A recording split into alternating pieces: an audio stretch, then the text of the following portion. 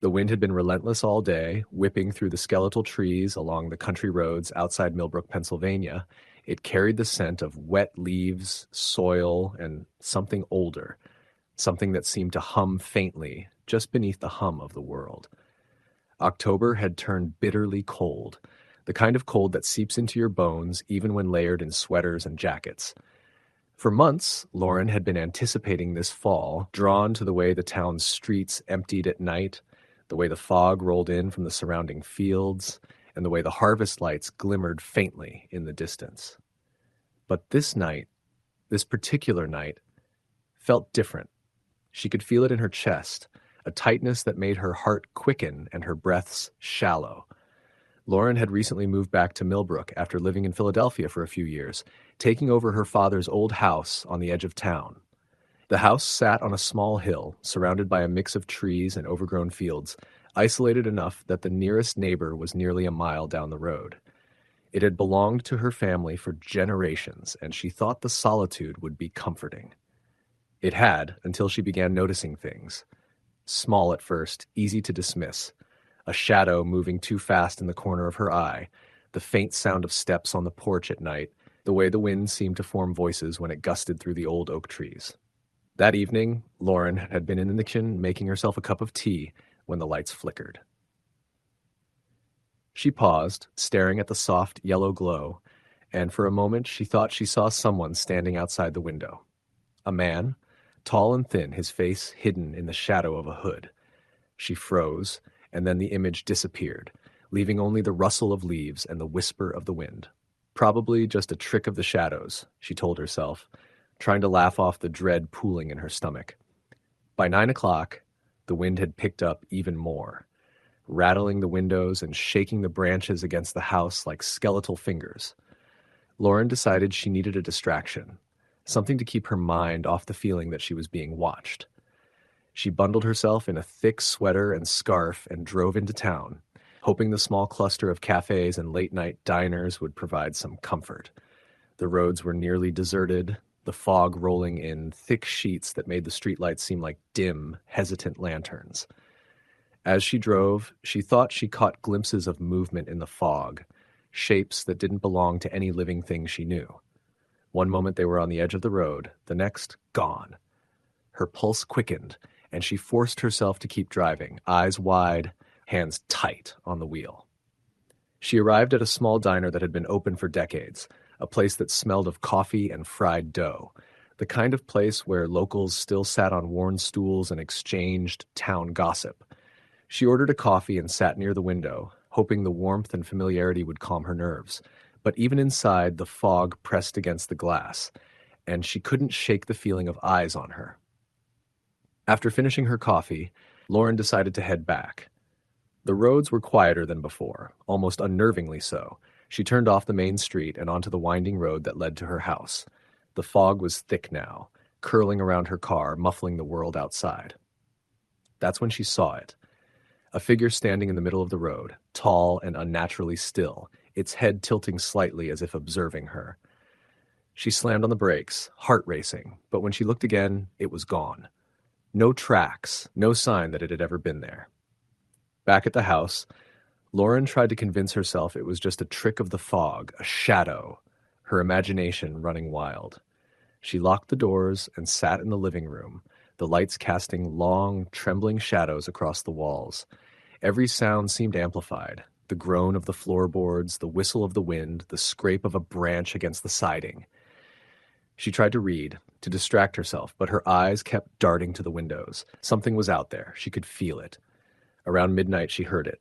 A faint tapping at the window nearest her bedroom, slow, deliberate, almost patient. Lauren froze, stomach tightening. She told herself it was a branch, a small animal, anything but a person, but the tapping continued, rhythmic and deliberate. She didn't want to look, didn't want to acknowledge it, but she couldn't help herself. Slowly, she rose, heart hammering, and approached the window.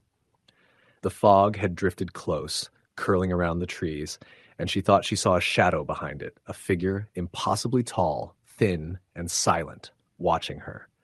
The tapping stopped as she gasped, and for a moment everything was still, too still. Lauren spent the rest of the night on the couch in the living room, lights on, staring at the fog beyond the windows. She could feel the presence of something ancient and patient, waiting just outside the fragile boundaries of her home. By morning, she convinced herself that sleep deprivation and fear had conjured phantoms from her mind. The day passed slowly, uneventful, but she couldn't shake the sensation of being followed, of eyes tracking her movements wherever she went. That evening, the wind picked up again, and with it came the fog, thick and suffocating. Lauren stayed indoors, doors locked, lights blazing, but the figure returned. She saw it at the edge of the field behind her house, standing perfectly still, watching, waiting. Her breath caught in her throat, and instinctively she turned on every light she could, but the figure remained, a dark silhouette against the gray mist. It didn't move, didn't approach, just observed. Over the next few days, the figure appeared repeatedly, on the porch, at the edge of the road, even glimpsed from the kitchen window as she prepared meals. Lauren tried to talk to neighbors, to friends in town, but no one else seemed to see it. The local police dismissed her reports after a patrol turned up nothing, calling it stress or overactive imagination. But Lauren knew what she had seen. She could feel it in her bones, in the way the cold pressed against her even when the heat was on, in the subtle way the shadows shifted unnaturally in the fog. She began keeping a journal, documenting the appearances, the times of day, the patterns. She noticed that the figure only appeared on nights when the fog was thickest, when the wind howled through the trees, when the air held a certain weight that made it hard to breathe. Each appearance was more daring than the last. One night she found a note pressed against the front door, written in shaky, unfamiliar handwriting. "You cannot hide." Panic set in, but she was determined not to leave. This was her family home, and she refused to give it up to something she could not name. But the figure's presence grew stronger, more insistent. She started sleeping with the lights on, leaving doors open so she could see the entire house at once. Every shadow seemed to shift with intent. Every gust of wind carried whispers she could almost understand. One particularly cold night, Lauren awoke to the sound of scratching at the back door. She froze, heart pounding, and slowly rose to investigate. The fog had rolled thickly across the yard, curling around the trees and the edges of the porch.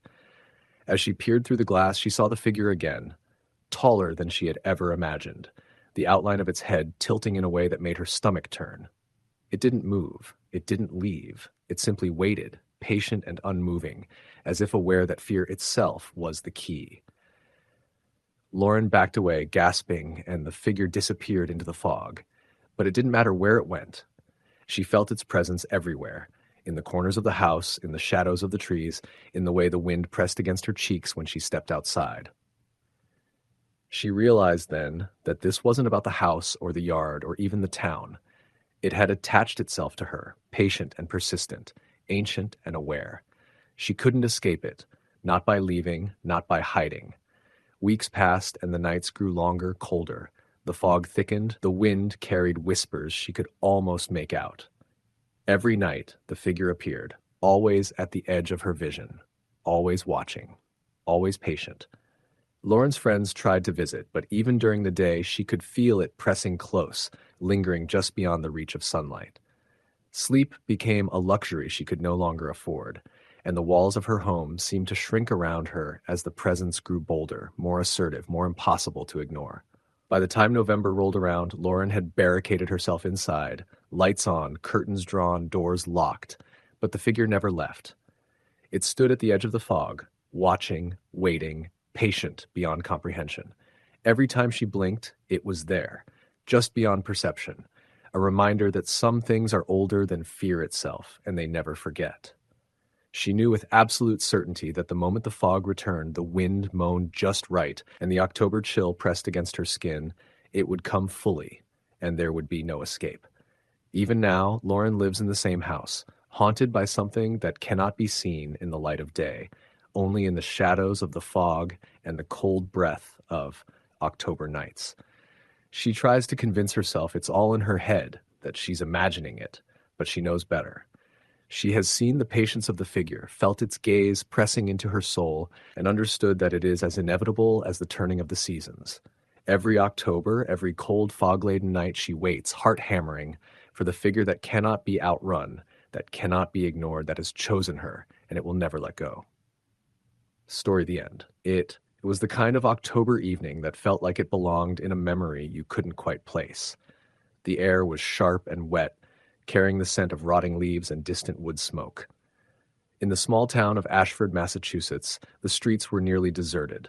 The orange glow of streetlights reflected off the slick asphalt, and the wind rattled the skeletal branches of the trees lining the narrow roads. I had moved to Ashford recently for a temporary assignment at a nearby construction site, renting a modest second-floor apartment above an old diner that had long since closed.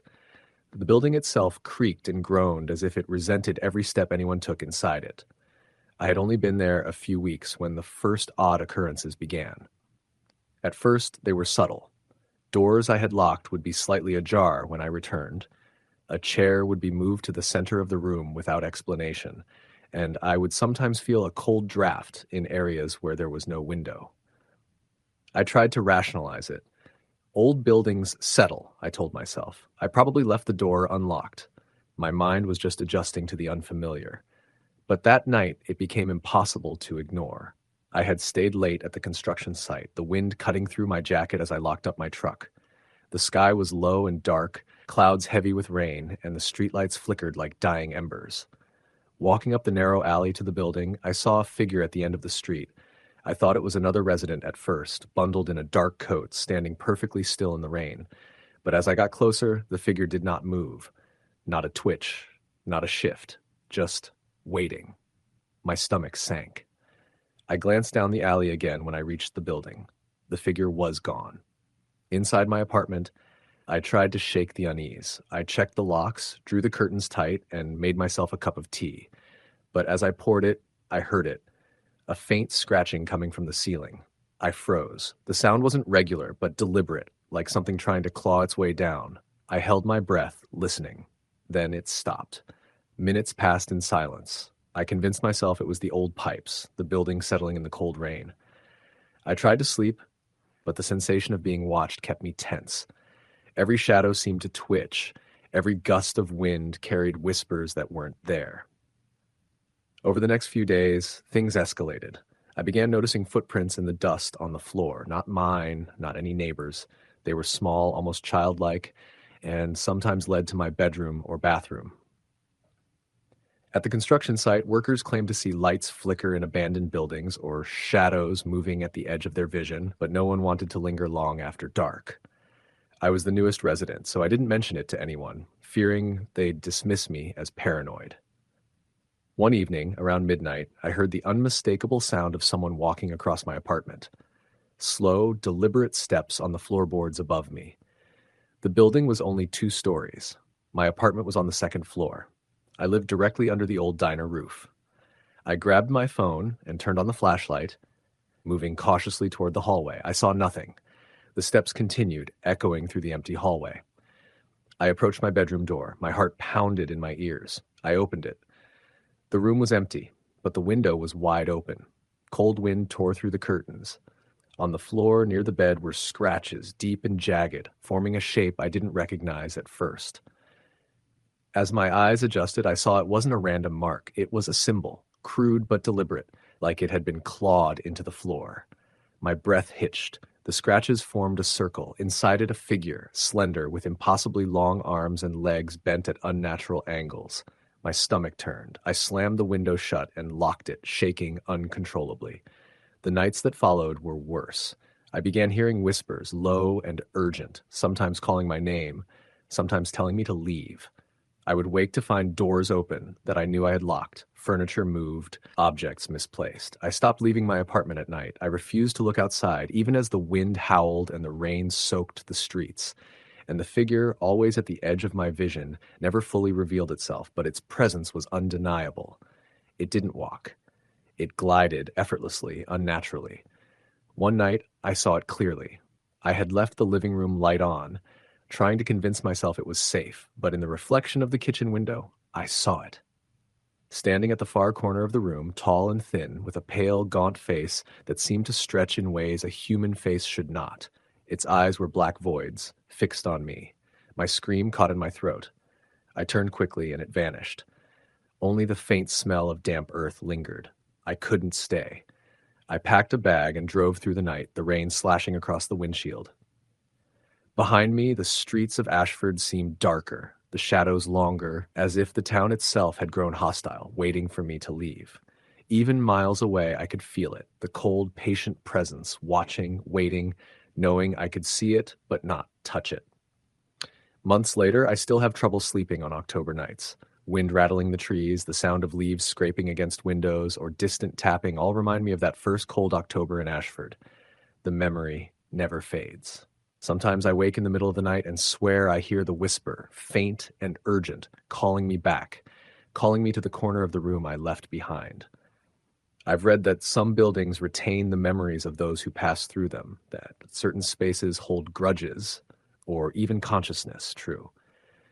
I'd only know that if you ever find yourself in a town like Ashford on a cold October night, stay away from empty buildings, from silent streets, and especially from apartments above long abandoned diners. Some things don't forgive curiosity. Some things never leave.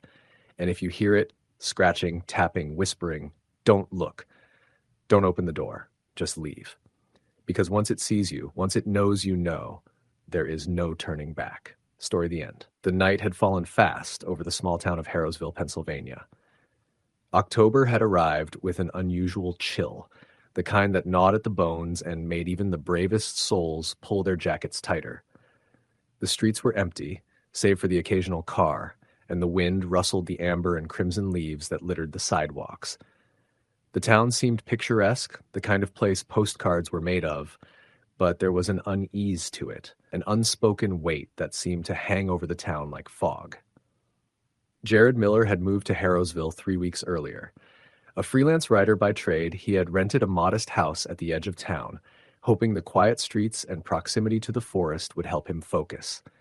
The house itself was a modest 2-story structure, with peeling white paint and a sagging porch, but Jared had liked it immediately.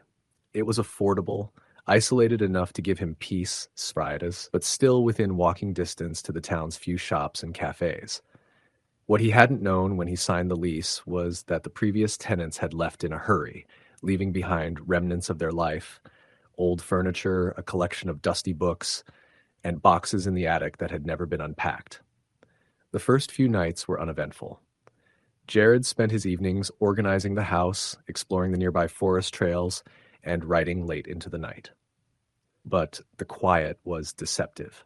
On the third night, he woke to the sound of scratching coming from the kitchen. He assumed it was a rat or perhaps a branch tapping the window in the wind. When he turned on the light, nothing was there. The scratching stopped as soon as he entered the room, leaving only the echo of his own rapid heartbeat.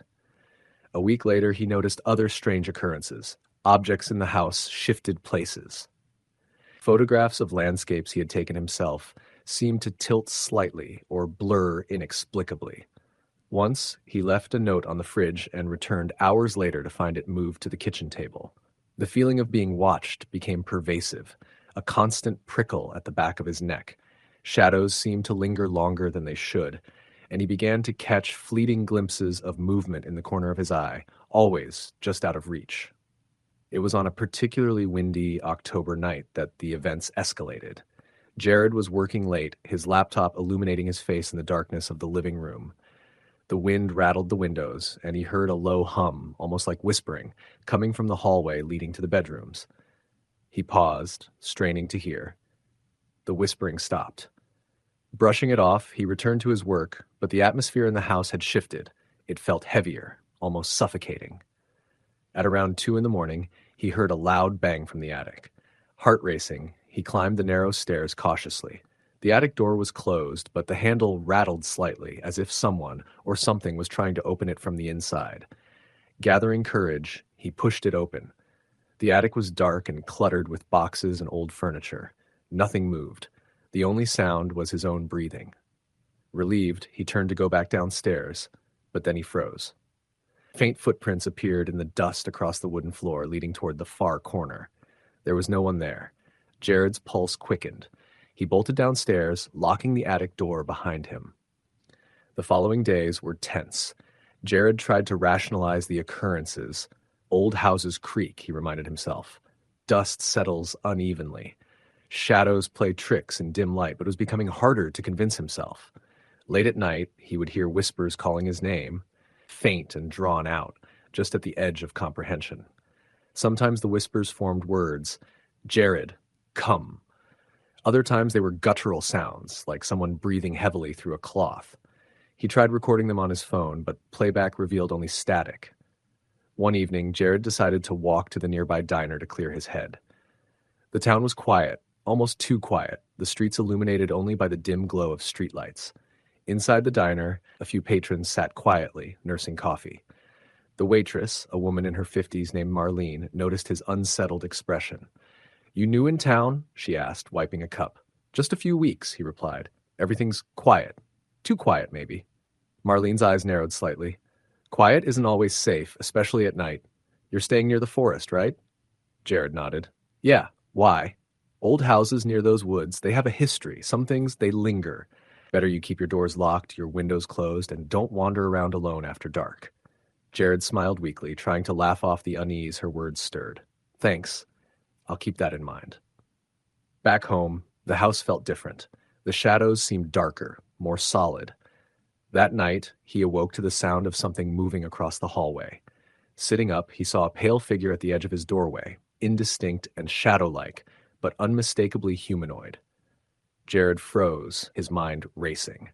The figure didn't move toward him, but he felt its gaze pressing on him, heavy and unyielding. He tried to call out, but his voice caught in his throat. The figure tilted its head slowly, a motion that felt deliberate, sentient. Then, as suddenly as it appeared, it vanished. Jared sat in the dark, heart hammering, wondering if sleep-deprived imagination was finally getting the better of him.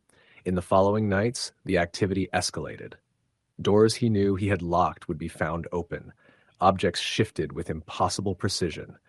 He would hear whispers from the attic, footsteps along the creaking floorboards, and the distinct sound of someone breathing behind him when he was alone. The cold seemed to seep from the walls themselves, numbing him even under blankets and sweaters. One night, Jared could take no more. He packed a small bag and drove to a motel in the next town. The drive through the darkened roads of Harrowsville was tense, the fog rolling in thick and low, blurring the edges of the forest that lined the road. He didn't look back. He told himself leaving was temporary, that he would return after a few days once he'd calmed down. But as he checked into the motel, he felt a prickling unease, the sensation that whatever was in the house was aware of his departure. The next morning, he called a local real estate agent to break the lease. The agent seemed reluctant, but agreed, though she warned him that the house had a reputation. "People who've lived there, they don't stay long," she said. "Some never come back." Jared didn't linger on her words. He drove back home only once to retrieve a few personal items, leaving the rest. As he approached, he noticed the house, distant through the fog, looked as though it were breathing, the shadows shifting unnaturally in the dim morning light.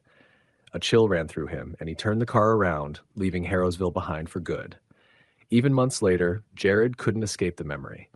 In his new apartment, he sometimes awoke in the dead of night to the sensation of being watched. A whisper, low and indistinct, sometimes floated in from the darkness. Jared. His rational mind told him it was stress, fatigue, imagination, but he knew better.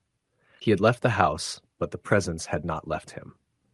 Years later, when October rolled in with its cold winds and swirling leaves, Jared would still feel the pull of that old house.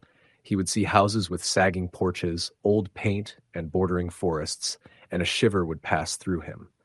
The memory of the shadowy figure, the whispers in the night, the oppressive cold and the footsteps in the dust, the house, whatever it was, had marked him.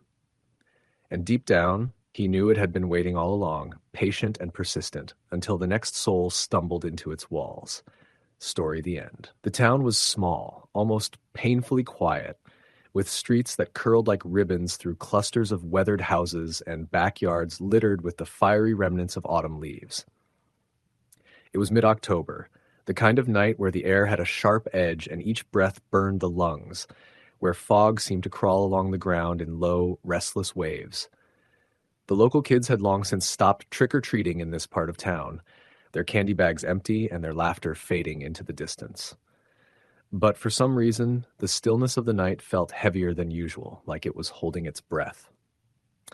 James had moved into the area over the summer. He had taken an old rental house that had been empty for years, drawn to its privacy and the strange charm it exuded, despite the peeling paint and warped porch boards. The previous tenant had left abruptly, leaving behind a few pieces of furniture and a lingering smell of damp wood. James, being practical, ignored the stories the neighbors whispered about strange happenings and weird noises at the house. He told himself he was a grown man, unshakable, and that the isolation was exactly what he wanted for his work-from-home lifestyle. The first few nights were uneventful. The wind would whistle through gaps in the siding, the old pipes groaned occasionally, and the trees cast long, swaying shadows under the pale moonlight. James adjusted quickly, taking comfort in the predictability of the creaks and moans of the aging house. But by the second week of October, the quiet began to feel less comforting and more attentive. It started subtly, a soft tapping at the back window late one night. James assumed it was a branch, a raccoon, something mundane. He got up, peered out into the darkness, and saw nothing. He went back to bed, brushing it off. But then it happened again the next night. Same tapping, same time, almost like a slow, deliberate knock that sent a shiver down his spine. By the third night, James was beginning to notice patterns. The tapping seemed to follow him from room to room, always appearing shortly after he had moved. If he worked in the living room, it would come from the kitchen window. If he went to the bedroom, it would shift to the back porch. And sometimes, if he listened closely, he could swear the wind carried a whisper, low and indistinct, curling around his ears like smoke. James tried to rationalize it. The house was old. Old houses creak, settle, respond to the wind. Maybe he was imagining the whispers, the deliberate taps. Yet the dread that settled into his chest each night was undeniable.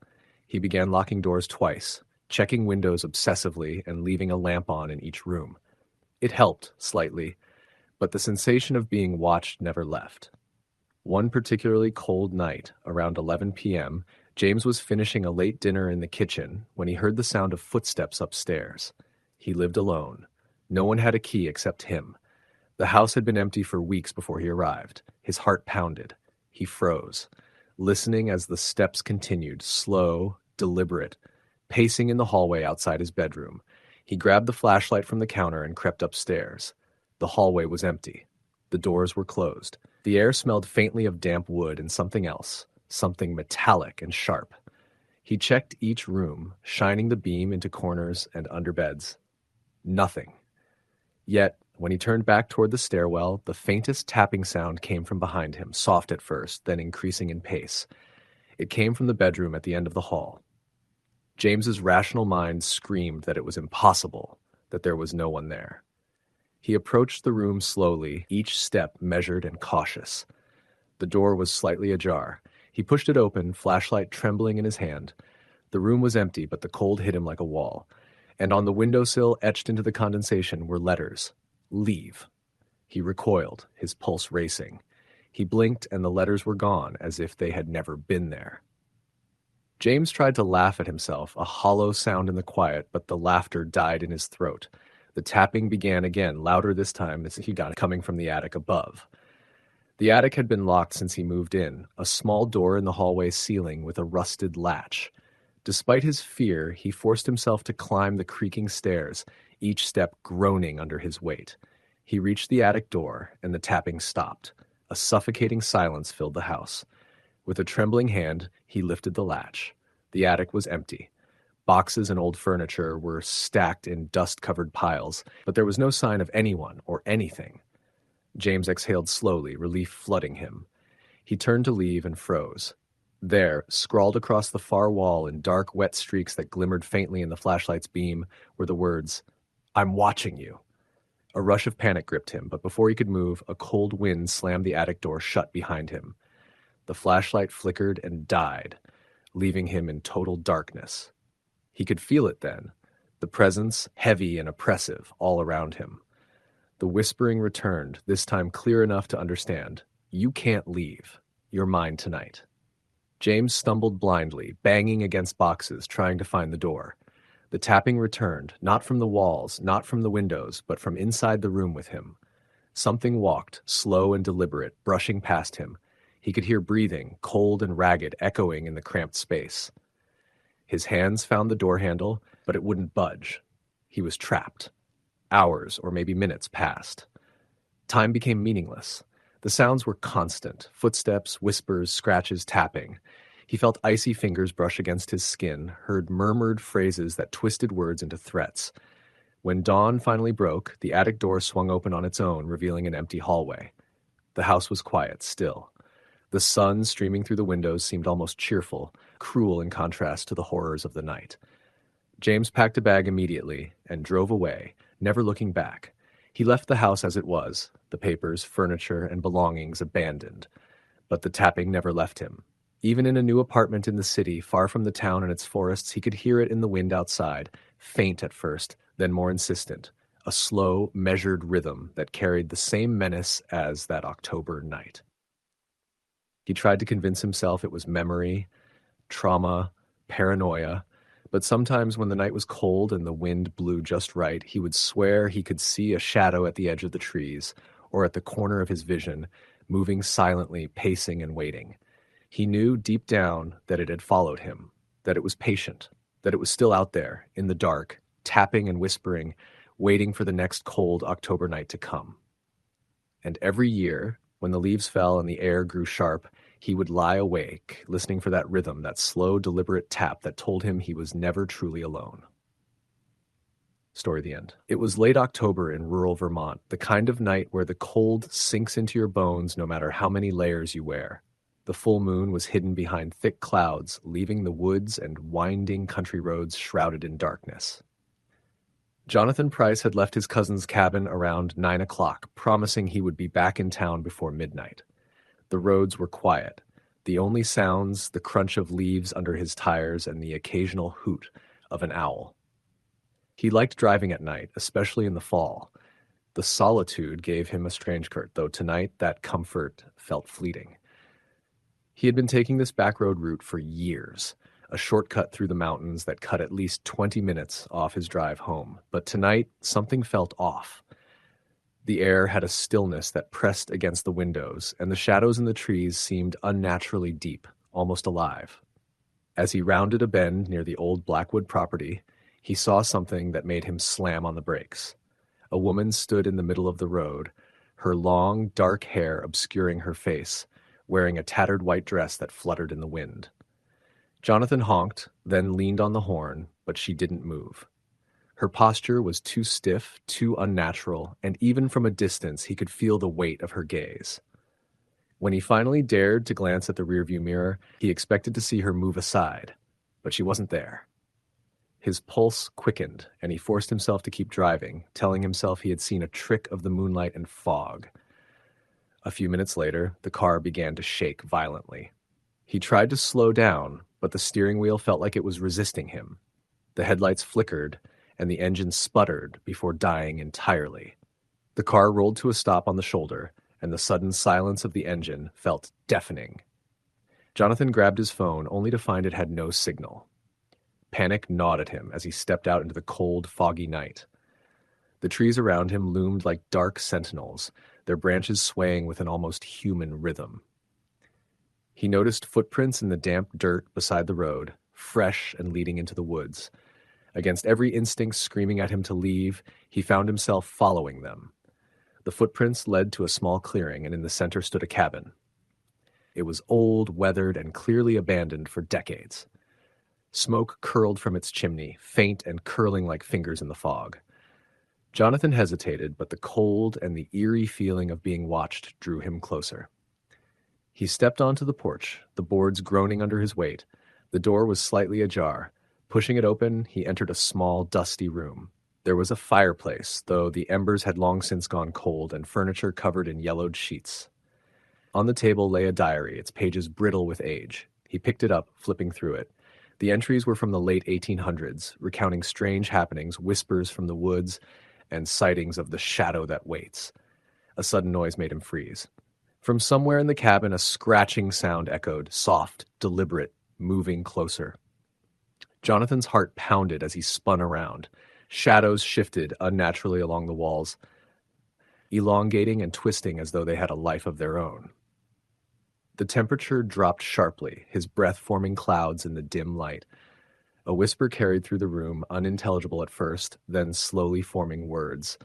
"You shouldn't be here." Panic surged through him and he ran toward the door, but the hallway seemed longer than it should have been, stretching impossibly into darkness. The scratching followed him, now joined by the low sound of footsteps that didn't belong to him. He stumbled through the cabin, searching for an exit, when he saw her, the woman from the road. Her face was pale and distorted, eyes hollow, mouth stretched into a grim, unnatural smile. She moved with jerky, stilted motions, gliding rather than walking. Jonathan tried to scream, but no sound came out. He backed into a corner, frantically looking for something, anything, to defend himself. The diary slipped from his hands, pages scattering across the floor. The woman reached toward him, and the shadows behind her seemed to pour into the room, thick and suffocating. He felt their cold fingers brush against his skin, dragging him toward the darkness. In a surge of desperate strength, he lunged for a broken chair leg and swung blindly. The figure vanished as if swallowed by the shadows.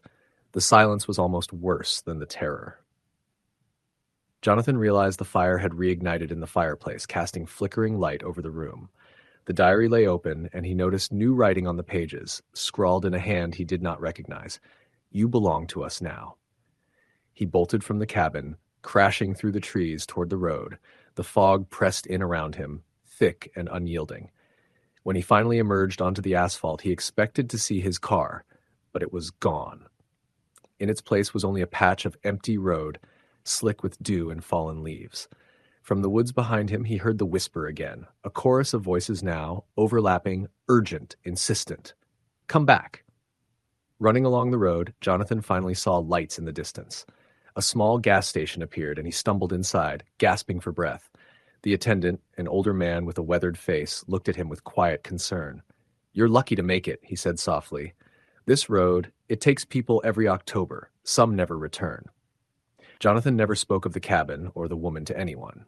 He moved cities, changed jobs, but the memories clung to him like a second skin. Each year, as the leaves turned and the nights grew cold, he would feel the pull. The faint tug of unseen hands, the soft whisper of voices just beyond comprehension. Even years later, when he drove past rural roads in Vermont, he could feel eyes watching from the woods, shadows moving with intent, waiting for the moment to reclaim him. Some nights he would see fleeting glimpses, a pale figure in a tattered dress, eyes glowing faintly in the moonlight, smiling with that impossible grin. And every October, without fail, he would hear the whisper carried on the wind. "We're still waiting." Jonathan never drove that road again. He avoided isolated woods, abandoned cabins, and the quiet stretches of countryside at night. But the memory, the pull, the presence remained. He understood now that some things were not bound by time or distance, that they waited patiently for their moment, and that once they found you, they never truly let go. Even in the safety of his own home, the cold nights of October brought reminders, shadows that seemed too long, noises that had no source, whispers that teased the edges of his mind. He could never escape the memory of that night, the cabin, the woman, or the shadows that had claimed him, if only briefly. And deep down he knew that no matter where he went, some things would always be waiting in the darkness, patient, eternal, and hungry. Story the end. It was one of those bone-deep, cold October nights when the wind seemed to whisper your name. The kind of night that carried the scent of wood smoke, rotting leaves, and something older. Something faintly sour and metallic that didn't belong in the air. I had just moved to the small town of Silver Hollow, nestled deep in rural Pennsylvania, a place where autumn looked picturesque during the day and felt haunted after sunset. My job as a part-time park ranger had brought me there, and I was staying in a small cabin the park rented out for staff who worked the late shift. It sat about a mile from the visitor center, right at the edge of the woods where the trails disappeared into blackness. When I first arrived, the locals had all given me the same warning. Don't be out after midnight, and if you hear your name whispered from the woods, don't answer. I laughed it off at first. Every town has its own ghost stories, and small town Pennsylvania had more than most. But after that first week, the laughter stopped feeling natural. The forest didn't feel like a collection of trees anymore. It felt aware. The first thing that unsettled me was the quiet. During the day, the woods were full of rustling leaves, distant woodpeckers, and the occasional snap of a twig from a wandering deer. But once the sun dipped behind the ridge, everything went still. No crickets, no wind, just silence so absolute it pressed against your eardrums. I used to sit on the porch, trying to convince myself I was imagining it, but the longer I stayed out there, the more I felt watched. On October 10th, I drew the late shift, closing the trails and making sure no one was camping illegally. I left the visitor center at around 10 p.m., the air sharp and cold enough to sting my face. I drove the parked truck along the winding dirt road, headlights sweeping through endless trees. The forest floor was covered in a thick carpet of wet leaves that glistened silver under the beams. About halfway to my cabin, the radio crackled to life. "Ranger Post 2, do you copy?" It was static-filled, the voice distorted. I picked up the receiver. "Yeah, this is Post 2. Go ahead." There was a long pause, and then, faintly, "Don't go home." My stomach tightened. The voice didn't sound like anyone I knew, and it wasn't the usual dispatcher. It was too soft, almost a whisper, and layered, like two voices speaking at once. Then the line went dead. I called back to the main office, but no one answered. I tried to shake it off, telling myself it was a prank or some kind of radio interference, but the unease stayed with me. When I finally pulled up to my cabin, I saw something strange. The porch light was on. I was certain I'd left it off. My hands trembled slightly as I unlocked the door. The air inside felt colder than outside, and there was that same faint metallic smell I'd noticed before, like rust or old blood. Everything looked normal until I noticed the muddy footprints leading from the back door to the middle of the room. They were long, narrow, and spaced strangely, like whoever made them had taken careful, deliberate steps. I followed them to where they stopped abruptly, right in front of the fireplace. There were no prints leading back, just a single trail in. I searched the cabin top to bottom, checked the locks, even opened the closet with my flashlight trained ahead of me. Nothing. The prints had already started to dry by the time I came back into the main room, and something about that made me nauseous. It was as if whoever or whatever had been there wanted to be found. That night, I barely slept. I kept hearing faint scratching at the walls, like nails dragging against wood, always stopping the moment I turned on the light. Around 3 a.m., I heard footsteps on the porch. Slow, deliberate. I froze in bed, clutching the flashlight like a weapon. The steps stopped just outside my window. I waited, holding my breath, until I finally heard them recede toward the tree line. When morning came, I went outside to look for tracks, but there were none. The leaves were undisturbed. The only sign that anything had been there was a single wet handprint on the railing, dark against the frost. A few days later, I stopped by the diner in town. Everyone there knew who I was by then, the new ranger who'd moved into the old cabin by the North Woods. When I told them about the footprints, the room went quiet. The waitress, an older woman named Ruth, leaned close and said softly, "You shouldn't stay there past October 20th. When I asked why, she just said, "You'll see." That date stuck with me. Every day that passed brought thicker fog, colder nights, and a growing sense that the forest was closing in. I stopped using the porch after dark. Even looking out the window made my chest tighten. Once, I caught a glimpse of something between the trees, a shape too tall to be human, pale against the black trunks. It didn't move when I saw it. It just stood there, like it had been waiting for me to notice. By the time October 19th arrived, the fear had become a constant background hum in my life. I kept telling myself I'd pack up and leave, but every time I tried, something stopped me. The car wouldn't start. The radio died. Even my phone, which had worked fine before, refused to hold a charge. It was as if the woods themselves didn't want me to go. That night, around midnight, I woke to the sound of the wind howling through the chimney. But it wasn't just wind, it carried a voice. Faint, distorted, but unmistakable. It whispered my name. Not once, but again and again like a lure. Eli. Eli. I froze. My heart pounded so hard it hurt. The voice was coming from outside, near the tree line. I knew the warnings. Don't answer. But something in it, a soft, pleading tone, made my throat tighten. It sounded like someone in pain. Against my better judgment, I whispered back, "Who's there?" The moment the words left my mouth, the wind stopped. The air went dead still. And then, from just outside the window, I heard it whisper again, closer now, almost inside the room. "You heard us." I grabbed the flashlight and aimed it at the window, but what I saw made me stumble backward. There were faces pressed against the glass. Dozens of them, pale, translucent, and shifting, like mist trapped in human form. Their eyes were hollow black sockets, their mouths open in silent screams. I dropped the light, and the room plunged into darkness. Something began to move across the ceiling, scratching, crawling. I could feel the weight of it pressing down, the wood creaking above me. I didn't think. I ran out the door and straight into the freezing fog. The forest loomed ahead, a wall of shadow and whispering leaves. The voices followed me, dozens of them calling my name from every direction. I don't remember how long I ran, only that the fog thickened until I could barely see my hands in front of me. The ground sloped downward, and suddenly I was stumbling into what looked like an old clearing. The moonlight barely reached through the trees, but I could see stone markers, hundreds of them, a forgotten graveyard, swallowed by the woods. As I caught my breath, I realized something terrible. Every stone had a name carved into it, worn but legible, and near the back, illuminated by my shaking flashlight, was one that made my blood run cold. Elias Turner, my name, my date of birth, and below it, a date of death, October 20th. I backed away shaking, whispering to myself that it couldn't be real. But the moment I turned, I saw a figure standing among the trees. It was tall, impossibly tall, its limbs too long, its face hidden by shadow. The air grew colder with every breath I took, frost forming on my clothes. The figure raised an arm and pointed toward me. And then, all at once, the whispers stopped. The forest fell silent. When I woke, it was morning. I was lying near the trailhead, covered in leaves and frost.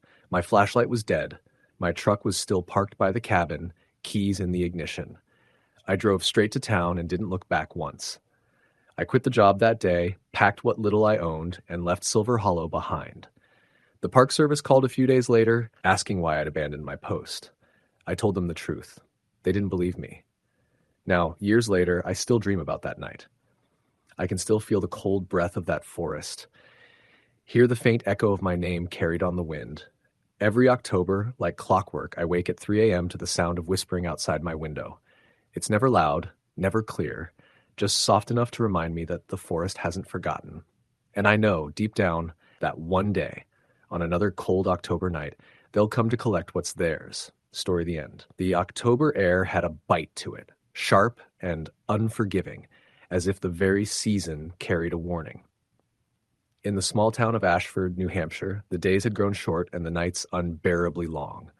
Residents lit fires early, wrapped themselves in thick scarves, and whispered about the wind that rattled the windows with an almost sentient persistence.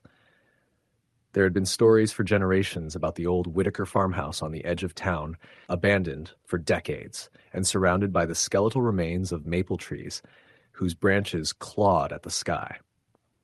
It was the kind of place children dared each other to approach, only to run screaming back to the warmth of their homes, hearts pounding, claiming to have seen shadows move where none should exist. This year, the fall had been harsher than usual. Leaves fell in choking piles, and the fog rolled in early, blanketing the streets in a gray haze. Some townsfolk attributed it to an early frost, others whispered about bad omens, but all felt the unease settle deep into their bones. It began quietly at first. Pets disappeared. Dogs that had never strayed vanished from their yards. Then came the livestock, chickens, goats, even a few cows, found dead in the fields, their bodies arranged unnaturally, heads turned as if frozen in terror. Mara Thompson, a local librarian, first noticed the subtle signs that something was amiss. She lived alone in a modest home not far from the Whitaker property. One evening, as she walked home under the blood-orange sky, she felt the wind shift, carrying a whisper that sounded like a child crying. She stopped, scanning the empty street, but found nothing. Shaking her head, she dismissed it as her imagination, the stories she had spent her life cataloging bleeding into her reality. That night, sleep eluded her. The wind battered her windows relentlessly, and the whisper returned, this time more insistent, calling her name softly, almost pleading. She lay in bed, trying to convince herself it was only the sound of the autumn gusts, but the sensation of being watched prickled her skin. At around 2 in the morning, she heard footsteps in the hallway, heavy, deliberate, like someone pacing, waiting. Mara's heart thumped in her chest as she clutched the blanket to her chin. The footsteps stopped just outside her bedroom door. A cold draft swept beneath it, carrying the faint smell of damp earth and decay. The next morning, she tried to tell herself it had been a nightmare, a product of too many late nights among old, dusty books and chilling folklore. But when she checked the mailbox, there was a single note, written in jagged, almost childlike handwriting. "You shouldn't have come this close." Word spread quickly across Ashford. Others had received similar messages. Letters, scratched into window panes, whispered when no one was there to hear. Panic began to take root. Sheriff Raymond Keller, a pragmatic man accustomed to the occasional prank, initially dismissed the incidents as the work of teenagers seeking thrills. But as the disappearances began, first a young boy named Henry, then his older sister, then the mail carrier who had delivered the first note, the gravity of the situation became undeniable. Sheriff Keller organized search parties, combing the forests that surrounded Ashford. The fog thickened as they ventured deeper, carrying the scent of rot and wet leaves. Strange symbols were found etched into tree trunks, circles within triangles, lines that seemed to shift when viewed from different angles. Some searchers claimed to hear faint laughter in the mist, echoes of children calling for help. Those who ventured closest to the Whitaker farmhouse often returned incoherent, their eyes wide with a terror they could not articulate. Mara, drawn by a mix of fear and an unwillingness to ignore the signs, decided to investigate the farmhouse herself. She approached it one evening, flashlight in hand, the beam cutting a narrow path through the fog. The house loomed before her, windows like dark, empty eyes staring into her soul. The door creaked open, as if inviting her in. Inside, the air was thick, suffocating, carrying a strange, metallic tang. Dust danced in the narrow beam of her flashlight, revealing remnants of a life long abandoned. Broken furniture, faded photographs, and hand-drawn sketches of figures that seemed disturbingly lifelike, caught mid-motion in poses of despair and fear. In the basement, Mara found an altar. Candles, long extinguished, sat in a circle, and a thick layer of dust had settled over a strange carved wooden box. She knelt, compelled by a force she could not name, and opened it. Inside were small, carved figurines, eerily resembling the missing townspeople. As she lifted one, a whisper curled around her ear. "You shouldn't have come." The ground trembled, and shadows detached themselves from the walls, writhing, twisting into grotesque shapes. Mara stumbled back as the air filled with the scent of earth and fire, the whispers escalating into screams. The figurines began to move, crawling across the floor like insects. A tall, gaunt figure emerged from the darkness at the far end of the basement. Its eyes glowed with an unnatural light, and its mouth opened in a silent scream. Mara ran, her flashlight flickering, but every door she tried was gone, replaced by solid walls that hadn't been there before. The figure pursued her, moving with a speed that defied reason. She could hear her own heartbeat pounding in her ears, drowning out everything else. In desperation, she hurled the figurine at the creature. It shattered against its chest, and the figure recoiled, letting out a sound that was not quite human. Finally, Mara found a window and leapt through it, glass cutting her arms and face, landing in the cold, wet grass outside. She didn't stop running until she reached the edge of the forest, gasping and trembling. Behind her, the farmhouse loomed, silent once more, as if nothing had happened. The disappearances ceased after that night, but Ashford never returned to its quiet normalcy. The townfolk avoided the edge of the forest, and children were forbidden from speaking of the Whitaker farmhouse. Mara moved away, leaving the whispers and shadows behind, but she would never forget the sensation of being hunted, the unrelenting cold, or the sound of those voices carried on the October wind. Even now, locals say that when the fog rolls in thick and the wind cuts through the skeletal trees, you can hear laughter, soft and pleading, echoing from the edge of the forest. And if you're foolish enough to approach, the shadows may reach out, and the autumn night will claim its due. Story: the end. The wind had a sharp, almost metallic edge that October evening, cutting through the thin layers of jackets and scarves like it wanted to reach straight to the bone. In the small town of Ashwood, Vermont, The air smelled of decaying leaves and wood smoke from the chimneys. It was the kind of night where the cold seemed to carry voices if you listened too closely. A whisper behind the rustle of branches, a laugh in the far distance that didn't belong to anyone living. Hannah Cole, 26, had just returned from her photography class in Burlington and decided to take a detour on her way home to drive along Route 114, which wound through dense forests and rolling hills that glowed orange and gold in the last light of day. She loved the scenery, the way the late autumn sun fell through skeletal branches, the way the fog began to pool in the valleys. But tonight, something felt wrong. The forest seemed too still. The usual crows that perched along the telephone wires were absent, and the occasional sound of deer rustling through the underbrush had stopped altogether. She brushed it off, telling herself it was just her imagination. Her car headlights cut a path through the early evening gloom, and she focused on the road ahead. After a few miles, she turned onto a narrow, unpaved lane that led toward an abandoned farmhouse she had spotted on a previous trip. She had always been fascinated by old, neglected structures, their weathered boards and cracked windows carrying the memories of lives long gone. Tonight, she wanted to photograph the farmhouse against the backdrop of the fog creeping across the fields. The farmhouse appeared suddenly through the mist, its outline jagged and dark. As she slowed, she noticed the front door was slightly ajar, swinging faintly in the wind. A chill ran down her spine, though she wasn't sure if it was from the cold or something deeper. Pulling her camera from the passenger seat, she stepped out, boots crunching on the frost-hardened ground. The air smelled damp, earthy, and faintly sweet, like rot mixed with moss. She raised her camera, scanning the scene. The farmhouse looked as though it had been untouched for decades, yet she could swear she saw movement behind one of the upstairs windows, a shadow passing quickly, then gone. Probably a trick of the light, she muttered, but her voice sounded hollow in the still air. She snapped a few photos from the front porch, careful to keep the camera steady in the growing wind. As she turned to leave, she heard it, a soft creak from inside, like a floorboard settling under weight. Hannah froze. The wind had died suddenly, leaving a heavy silence. The sound came again, deliberate this time, moving closer to the front door.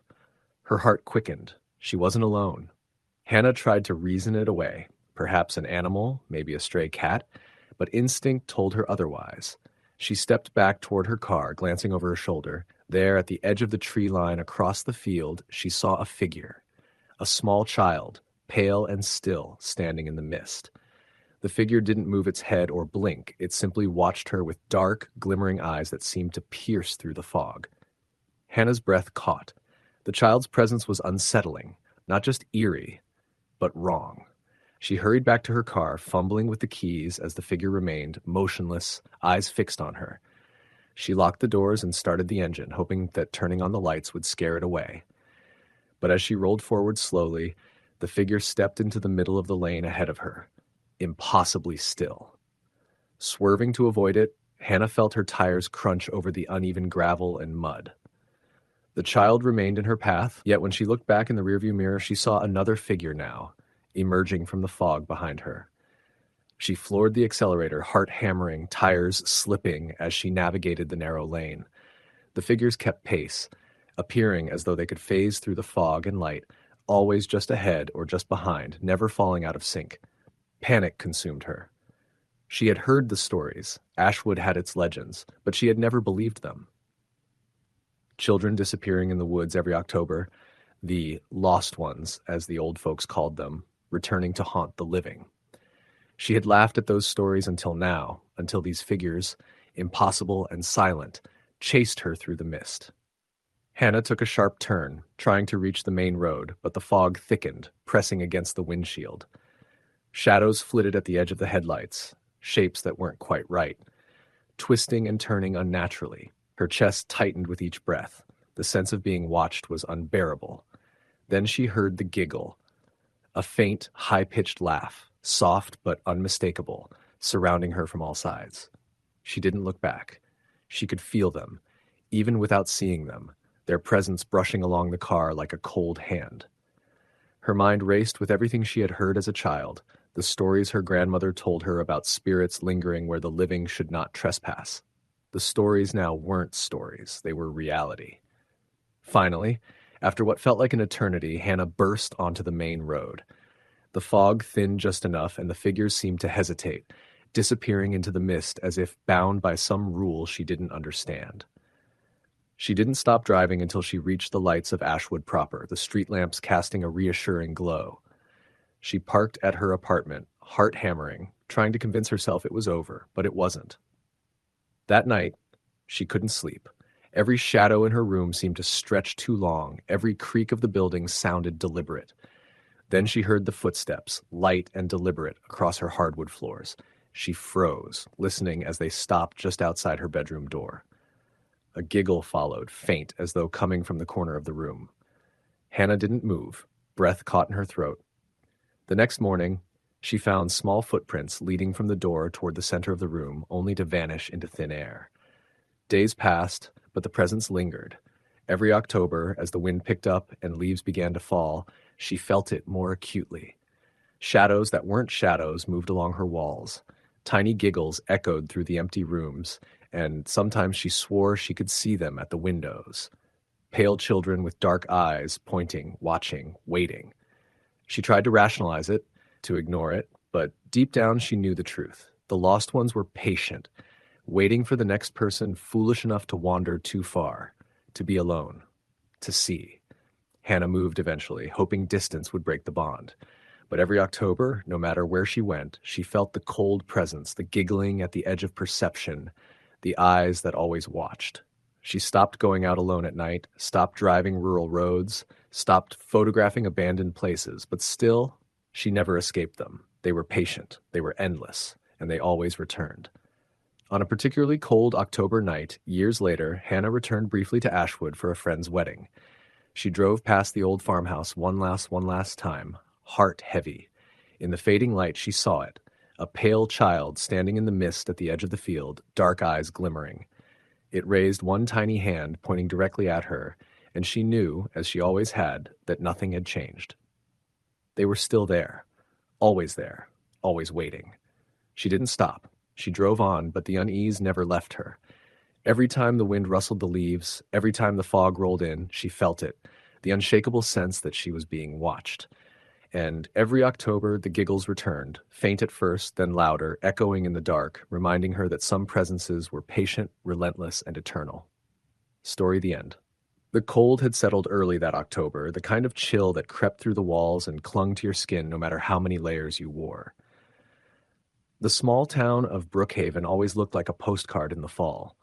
Trees glowing orange and red, the air thick with the smell of damp leaves and wood smoke. But that year, something felt off. Maybe it was because the nights were quieter than usual, or because the fog seemed to hang too low, refusing to lift even after the sun came up. I had just taken a job at the local hardware store after moving into a small rental house at the edge of town. The place sat alone, tucked behind a stretch of overgrown brush and crooked birch trees. The landlord, an older man named Frank, said it had been vacant for a while, but he gave me a discount because I was renting it during the slow season. I didn't think much of it. At 28, I was just grateful to have a place of my own again after a rough breakup and the endless noise of city living. The first night I moved in, I remember how quiet it was. Too quiet. No passing cars, no dogs barking, not even crickets, just the rustle of leaves and the distant sound of wind pressing against the side of the house. I told myself it was peaceful, exactly what I needed. I set up my bed, unpacked a few boxes, and fell asleep listening to the creaking of the old beams above me. It was the second night when I first noticed something strange. Around midnight, I woke to a sound like footsteps on the porch, slow, steady, heavy enough that I could hear the old boards groan under the weight.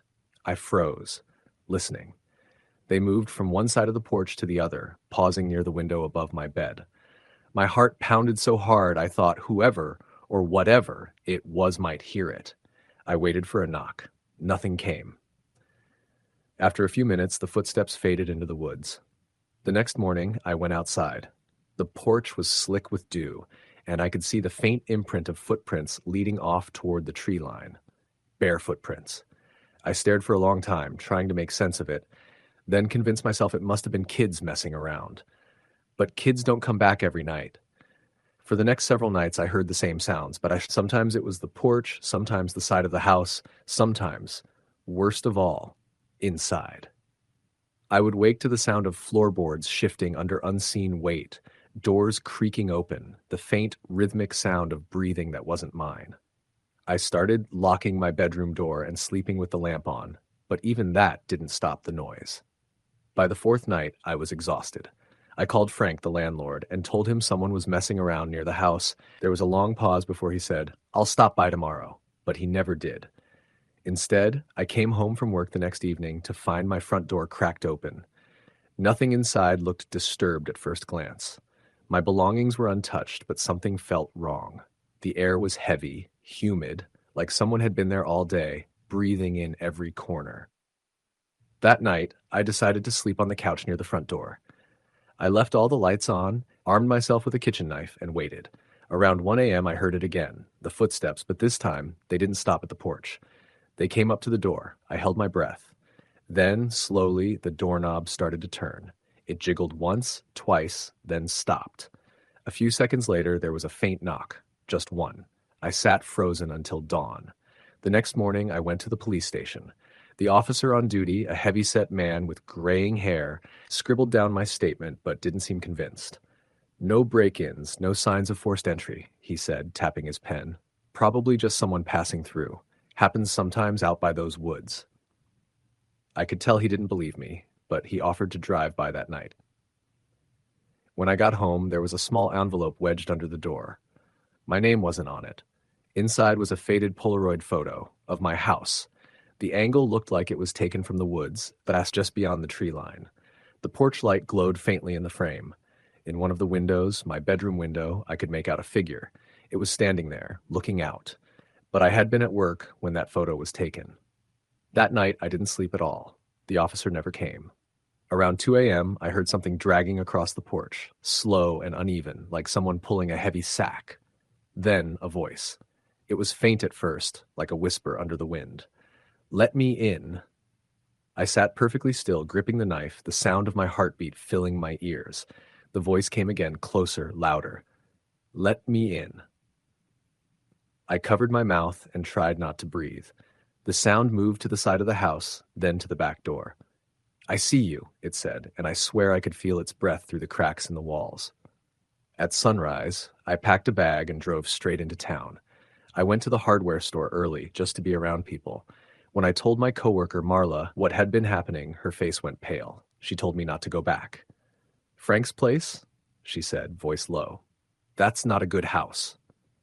She told me that years ago a man named George Dempsey had lived there. He was quiet, a bit strange, mostly kept to himself. One night in late October, he walked into town, covered in blood, muttering something about them coming out of the woods. The police went back with him, but he was gone by the time they arrived. All they found was the front door, wide open, and deep scratch marks on the walls inside. They searched for weeks but never found him, or whoever they were.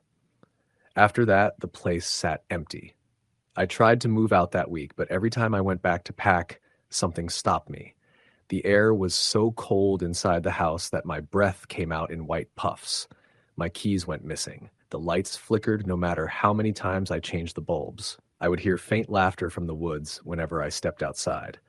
On my last night there, I made the mistake of staying after dark. I had only a few things left to grab: my coat, my tools, a box of books. The wind outside had picked up, rattling the loose siding. As I bent to pick up the last box, I noticed something scrawled on the wall near the floor, written in what looked like charcoal, or maybe something darker. "You're one of us now." I dropped the box and bolted for the door, but it slammed shut before I could reach it. The windows went black, though I could see faint movement behind the glass, shadows shifting, twisting, too many to count. The scratching started again, this time from every wall, every corner. My name whispered from all directions. "Stay," they said. "Don't go." I ran to the back door, forced it open, and stumbled into the yard. The woods were thick with fog, the trees swaying in unnatural rhythm. I didn't stop running until I reached the road, where I finally saw headlights, Marla's car. She had come looking for me, after I didn't answer her calls. She took me to her place, and I didn't go back to that house again. Frank said later he'd found the place empty, but all the furniture was overturned and every mirror was shattered. He tried to rent it out again, but no one lasted more than a week. I thought it was over until last week when I started hearing footsteps again, outside my apartment this time. The same slow, steady steps, the same whisper at the window. And 2 nights ago, someone slid a Polaroid under my door. It was a picture of me, sleeping. The background wasn't my apartment, though. It was that old house in Brookhaven. I could see the cracked walls, the warped floorboards, the same window with the faint reflection of the woods behind it. I haven't slept since. The air in here feels colder every night, and sometimes just before dawn I hear them again, dragging their feet across the floor, whispering my name, laughing softly in the dark. I think the house found me again. Story the end. The October wind was sharp enough to sting my face as I drove down the narrow back roads of upstate New York, the kind of roads that twist and turn through dense forests and abandoned farmland. I had moved into a small old house near the edge of a town called Miller's Hollow, a place I'd picked for its quiet and isolation. It was the perfect setting for my plan. A month of uninterrupted writing, away from city noise and the constant pressure of emails and deadlines. The house was older than I had expected, built in the 1930s, with a sagging porch and windows that rattled whenever the wind picked up. The realtor had assured me it was in great condition, though there was a faint mustiness in the air, a smell that clung to the walls and floors. I shrugged it off, attributing it to age and the remnants of past tenants. The first night, I unpacked quickly, eager to settle in before darkness fully fell. The wind rattled the windows, and the trees outside groaned like old men. By the time I finished, night had swallowed the road outside, and the only light came from the moon spilling across the broken fence posts and overgrown lawn. Around midnight, I was jolted awake by a sound that froze my blood. Footsteps on the porch, slow, deliberate, pacing back and forth. My heart raced, and I told myself it was probably an animal, though nothing sounded like that. I pressed my ear to the wall, listening. The steps stopped. Silence. Then a soft tapping on the front window. My stomach twisted, and I gripped the edge of the bed. I didn't move. Hours later, I finally fell asleep, though rest came fitfully, haunted by the memory of those deliberate, heavy footsteps. The next day, I explored the property. The yard was littered with fallen leaves and broken branches, and the remnants of a garden had long since died. As I walked toward the back, I noticed strange marks in the dirt, footprints too large for an animal leading toward the woods behind the house. My pulse quickened. No one should have been here. I followed the trail cautiously, but it vanished after a few dozen feet. Still, a sense of unease had settled over me. That night, the noises returned, louder this time. Scratches along the walls, taps on the windows, even whispers that seemed just beyond comprehension. I tried recording them with my phone, but every time I played the recordings back, there was only silence. I began keeping a flashlight and a kitchen knife by my bed, the shadows in the room feeling alive and threatening. 3 nights in, I awoke to find the front door wide open. I had locked it before bed, yet there it was, swinging slowly in the cold wind. The porch was empty, and the yard showed no footprints. I locked the door again, my hands trembling, and didn't sleep for the rest of the night. By the 4th night, I knew something was wrong. I had felt eyes on me, though I was alone. The whispers had grown into low murmurs, circling the house as though the wind carried them deliberately. I tried to leave the next morning, but my car wouldn't start. I pushed it down the driveway, jumped in, and tried again. Nothing. The keys wouldn't turn. Panic set in. That evening, the presence became undeniable. It wasn't just noises anymore. Shadows moved across the walls without a source. Objects shifted when I wasn't looking, the coffee pot on the counter, books off the shelves. Then I began seeing figures in the corners of rooms, tall, dark shapes that melted into the shadows whenever I looked directly at them. I called the local sheriff, explaining what was happening, but he laughed it off. "Old houses make noises," he said, "and isolation can play tricks on your mind. Maybe get some sleep." But sleep wasn't possible anymore. I could hear soft breathing when I was alone in the kitchen, and I often woke to find the covers pulled off the bed as if someone had been sitting there. Desperate, I researched the history of the house. It had been vacant for years after the previous owners disappeared. The town rumors spoke of a forest nearby, cursed in some old, forgotten way, where travelers had gone missing for decades. Some claimed the trees themselves had awareness, and those who ventured too close never returned. I told myself it was nonsense, but the unease that had taken root refused to let go. The fifth night was the worst. I was sitting in the living room trying to write when the lights flickered and went out. The temperature dropped sharply, and I could see my breath in the dim glow of the moon through the windows. Then I heard it, the slow, deliberate footsteps again, inside the house. They circled the living room, moving closer and closer. I stood frozen, clutching a bat as a voice, barely audible, whispered, "You shouldn't be here." I bolted for the front door, but it slammed shut in my face. The windows rattled violently and shadows pressed against the glass, moving with unnatural intent. I ran to the back door and threw it open, stumbling into the yard. The forest loomed behind me, dark and impenetrable. That's when I saw them, figures emerging from the trees, not human, tall and shadowy, their forms shifting and flickering.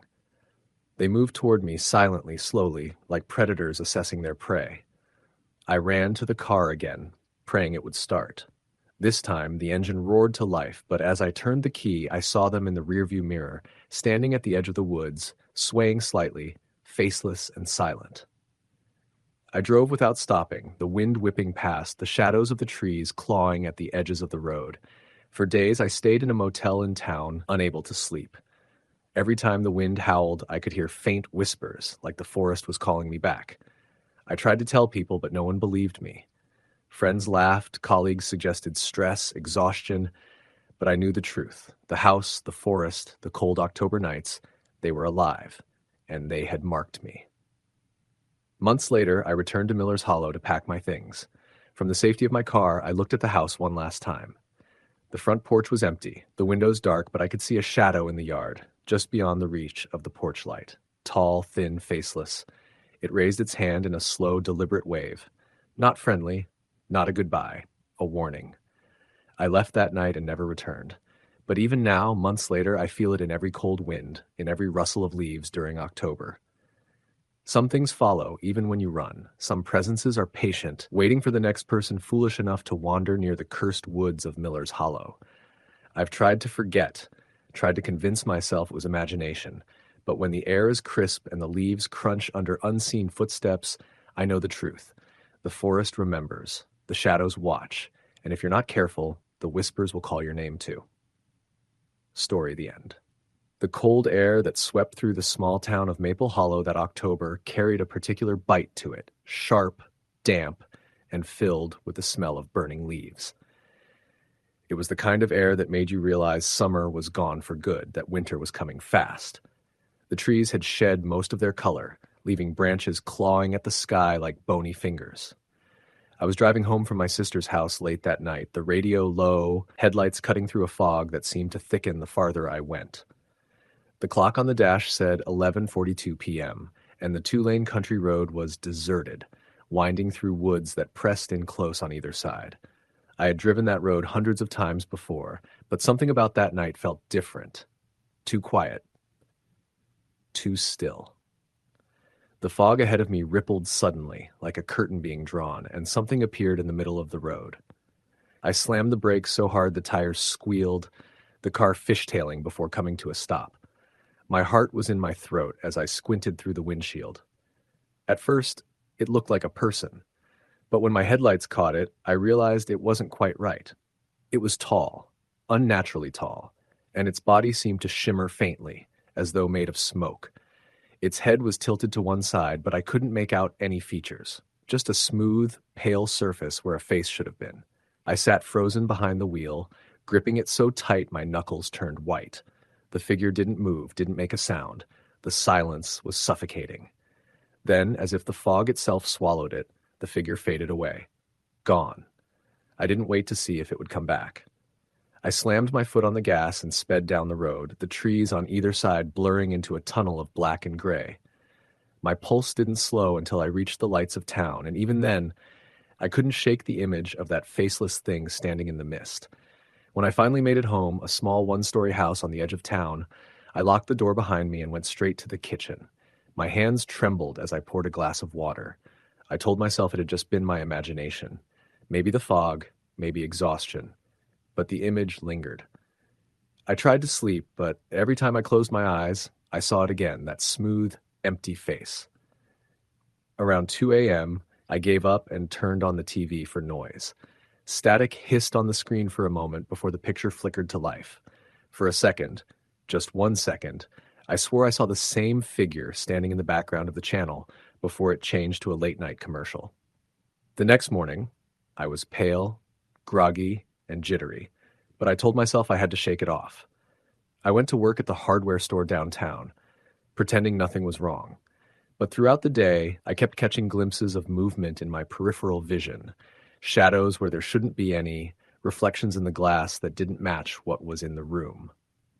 By late afternoon, I couldn't ignore it anymore. I went outside to the back lot to take a breather. The wind had picked up, carrying with it the rustle of dead leaves tumbling across the pavement. And then, just as I exhaled, I heard it, a faint whisper. It wasn't words, not exactly, more like the shape of speech without sound. I spun around. No one there. The whisper came again, closer this time, just behind my ear. Cold ran down my spine. I didn't finish my shift. I told my boss I felt sick and went home early, but home didn't feel safe anymore. The house seemed darker, the corners deeper somehow. When I checked my reflection in the bathroom mirror, I noticed something strange behind me, just for an instant. A tall, pale figure standing in the hallway. I turned around, but it was gone. That night, I woke up to scratching, slow, deliberate scraping coming from outside my bedroom window. I froze. My house was one story, so whatever was out there was right at eye level. The scraping stopped, then started again, this time moving along the length of the window like fingernails tracing the glass. I couldn't move. I just stared at the window, waiting for it to end. Then I saw it, an outline against the faint light outside. Tall, still, watching. I pulled the blanket over my head and stayed that way until morning. When sunlight finally filtered through the curtains, I forced myself to look. The glass was fogged from the cold, but there were prints on it, long, thin handprints, smeared downward. Over the next few days, things only got worse. I'd find the front door unlocked in the morning, even though I knew I'd bolted it before bed. My dog, Sadie, started refusing to go near the windows, growling low in her throat whenever she faced them. And every night, I'd hear those whispers again, sometimes outside, sometimes right in my room. One evening, I came home from work to find muddy footprints on the porch. They were huge, much larger than any humans, and they stopped right at my door. I didn't go inside that night. I couldn't. I sat in my truck with the doors locked, staring at the house until the first gray light of dawn crept over the trees. When I finally went in, everything was as I left it, except for one thing, a small, crudely made doll sitting on my kitchen counter. It was made of straw and twine, its head wrapped in a scrap of burlap. No face, just blank fabric. I threw it out immediately, drove it down to the dumpster behind the gas station, and made sure it was gone. But the next morning, when I walked into the kitchen, it was back on the counter, wet, muddy, and sitting in the exact same spot. That's when I called my sister. I tried explaining, but how do you tell someone that something faceless is haunting you? She thought I was losing it. Told me I was overworked, maybe needed to get away for a few days. I wanted to believe her, but deep down I knew it wasn't stress. That night, I packed a bag and drove out to my uncle's cabin near Seneca Lake. It was quiet there, deep in the woods, away from town. I figured if I could just get some rest, maybe clear my head, it would stop. For the first 2 nights, nothing happened. I started to think maybe I'd left it behind. But on the third night, the whispering came back, faint at first, like wind through the trees, then clearer, closer. I sat up in bed, every muscle in my body tensed. The whispering stopped, and then I heard the creak of the cabin's front porch. Footsteps, slow, heavy. I held my breath, waiting. The footsteps stopped right outside my door. Then something began to slide across the wood like fingernails dragging along the floorboards. I couldn't take it anymore. I grabbed my phone, turned on the flashlight, and yanked the door open. Nothing was there. Just the empty porch and the forest beyond. But as I scanned the light across the trees, I saw movement. something tall and pale slipping between the trunks, vanishing into the dark. I didn't sleep that night. I packed my bag before sunrise and left the cabin behind, but as I walked out the door, I noticed something half buried in the frost-covered grass near my truck. Another doll. Muddy. Faceless. I drove straight back to town, but things never went back to normal. Now, every night, I hear the same tapping at my windows, the same whisper in my ear. I see movement in the corners of my vision, tall, pale, silent. It's October again, and the air carries that same sharp bite it did last year. The leaves swirl in the wind outside, scraping against the siding like claws. I sit here in my living room, every light in the house on, waiting for it to come.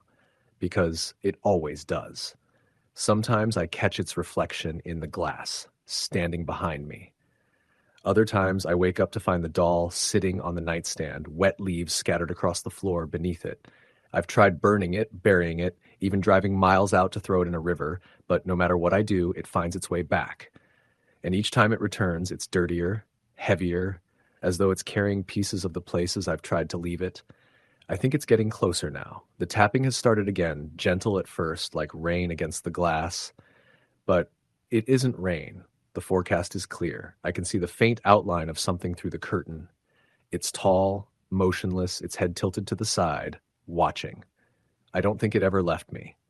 I think it's been following me all along, waiting for another October night like this one, cold, still, and quiet enough for me to hear it whisper. The whisper comes again now, clearer than ever before. My name, story the end. The wind had turned crisp and sharp in the small town of Cedar Hollow, New Hampshire, carrying the unmistakable scent of decaying leaves and wood smoke from distant chimneys. October nights had a way of stretching longer here, the darkness settling into the forests and valleys with a weight that pressed on your chest if you stayed outside too long. Even during the day, the sun felt weak and strained, the pale orange light casting long, unnatural shadows through the skeletal trees. For most of the town, it was just autumn. For the people who had lived there long enough, though, October had a reputation for being a month that carried more than just falling leaves. James Morgan, 31, had grown up in Cedar Hollow but left after high school, chasing city life in Boston. After nearly a decade away, he had returned to settle some affairs in the family home, which had stood empty since his parents passed a year ago. The house was an old Victorian, perched on a small rise at the edge of town, surrounded by thick woods that stretched for miles. James had always loved it as a child. Creaky floors, drafty windows, and the kind of attic that made you feel like you could hide away with a secret. But as he drove up the winding driveway that evening, the autumn shadows stretched across the path, long and claw-like, and he felt a chill that had nothing to do with the air. He parked the car in the gravel driveway and stepped out, pulling his coat tighter around him. The wind whistled through the trees, rattling the dry leaves. James paused, taking in the quiet, noting how heavy the silence felt. Even the usual night sounds, crickets, distant dogs barking, seemed absent. Only the wind, the swaying trees, and the occasional rustle of leaves accompanied him. He tried to shake it off. He had spent plenty of nights in the house before. It was just old, creaky, and lonely. Inside, the house smelled faintly of dust and mothballs, and the air was dry and cold. James set down his bags, flipping the light switches, though most of the bulbs were dead. He had brought a flashlight for good measure. He moved from room to room, checking doors and windows, making sure nothing had been disturbed. Everything seemed as it should be, but there was a tight knot of unease forming in his chest. By late evening, the house was quiet, the storm clouds outside blocking the moonlight. James had settled into the living room with a cup of coffee, trying to ignore the drafts that seemed to creep along the floorboards. That's when he first heard it. A faint tapping, like fingernails against wood, coming from the staircase that led to the second floor. He froze, straining to listen. The tapping repeated, slow and deliberate, followed by a faint creak, as though someone or something was stepping down the stairs. "Hello?" he called, his voice tighter than he intended. Silence answered him. The house seemed to hold its breath. James got up, gripping the flashlight, and slowly moved toward the stairs. He paused at the base, shining the light upward. Nothing. The staircase was empty, but the feeling of being watched pressed down on him, heavy and oppressive. He shook his head, telling himself it was just the old wood settling, just his imagination. He returned to the living room, but the house was no longer silent. Soft sounds came from the hallways upstairs, whispers, footsteps, and a faint giggle that made his blood run cold. James's heart raced. He considered leaving, calling the landlord, anyone, but then he remembered he was alone in the house. There was no one else. The town was miles away, the woods beyond the property vast and empty. The tapping started again, this time closer, right above him. James grabbed his phone and tried to call, but there was no signal. Panic surged. He considered fleeing out the front door, but the wind howled through the trees like a warning, and a flash of movement outside the window caught his eye. Something, or someone, was standing at the edge of the yard, pale and still, partially obscured by shadows. He couldn't see a face, only the shape of a small figure, and yet he felt its eyes on him. James's hands shook as he tried to rationalize. Maybe it was a child from the town wandering too far. Maybe it was a neighbor playing a prank. But the figure didn't move, didn't even blink, and then, almost impossibly, it disappeared from sight. He backed away from the window, stumbling over the rug. The whispers upstairs turned into soft, deliberate footsteps moving down the hallway toward the living room. Frozen with fear, James turned the flashlight toward the staircase again. The beam caught something. Pale, small, and impossibly still, halfway down the steps. A child, but not a living one. Its eyes were dark, glimmering in the flashlight, and it tilted its head slightly, pointing at him with a tiny, pale hand. James's breath caught. He couldn't move, couldn't think, couldn't even scream. Then the figure was gone. Just like that, vanished, leaving the air cold and heavy. But the footsteps didn't stop. They continued down the hall, circling the living room, moving around him as if the house itself had become alive with unseen inhabitants. James ran to the front door, yanking it open, but the yard was empty, the darkness pressing in on all sides. He shone the flashlight into the trees, but there was nothing, only fog beginning to settle along the ground. He returned inside, hoping to barricade himself. He stacked chairs against the doors and windows, turning on every light he could find. But the presence didn't care. The whispers became louder, almost intelligible, murmuring his name, mocking him, telling him to come upstairs. He refused, holding the flashlight like a weapon, heart pounding so violently he feared it would burst from his chest. Hours passed, or maybe minutes. Time seemed distorted in that house. Every shadow flickered with movement. Every creak of the floor sounded like deliberate footsteps. James couldn't tell if he was awake or trapped in a nightmare. The fog outside thickened, pressing against the windows, and sometimes he could swear he saw more figures, small, pale children, just at the edge of the light. They never moved closer, but they never left either. By midnight, exhaustion overtook him. He slumped in a chair, flashlight in hand, listening. The house finally quieted. But just as he closed his eyes, he heard a single, deliberate tap on the window beside him, and a soft giggle echoed in the room. James bolted upright, but the window was empty. The air smelled different now, like wet earth and decay, like the smell of the forest after a frost. The next day, he tried to convince himself it had been a dream. Sunlight filled the house, warming the floors, and nothing seemed amiss. But small things unsettled him. Footprints in the dust that weren't his, small scratches on the floorboards that appeared overnight, whispers that sometimes reached his ears even when the house was silent. Over the next week, James's sense of reality began to fray. Every night, the footsteps returned. The whispers became more insistent, and the small, pale figure appeared in different corners of the house, always pointing, always watching. He tried to leave, but the road leading out of Cedar Hollow seemed to twist and lengthen. Every time he drove toward town, the trees along the roadside seemed to bend inward, closing him in, until he found himself back at the house, no further than he had been hours before. Friends he called to check in noticed the change in him. He grew withdrawn, nervous, jumpy at every sound. He stopped going out after dark, stopped answering the phone at night, and began recording every unusual occurrence in a notebook, desperate for proof that what he was experiencing was real. But even the notes couldn't capture it fully. The way shadows moved, the giggles that had no source, the feeling of being watched even in the full light of day.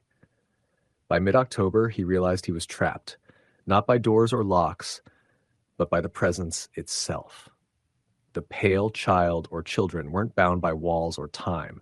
They followed him, patient, relentless, feeding off fear.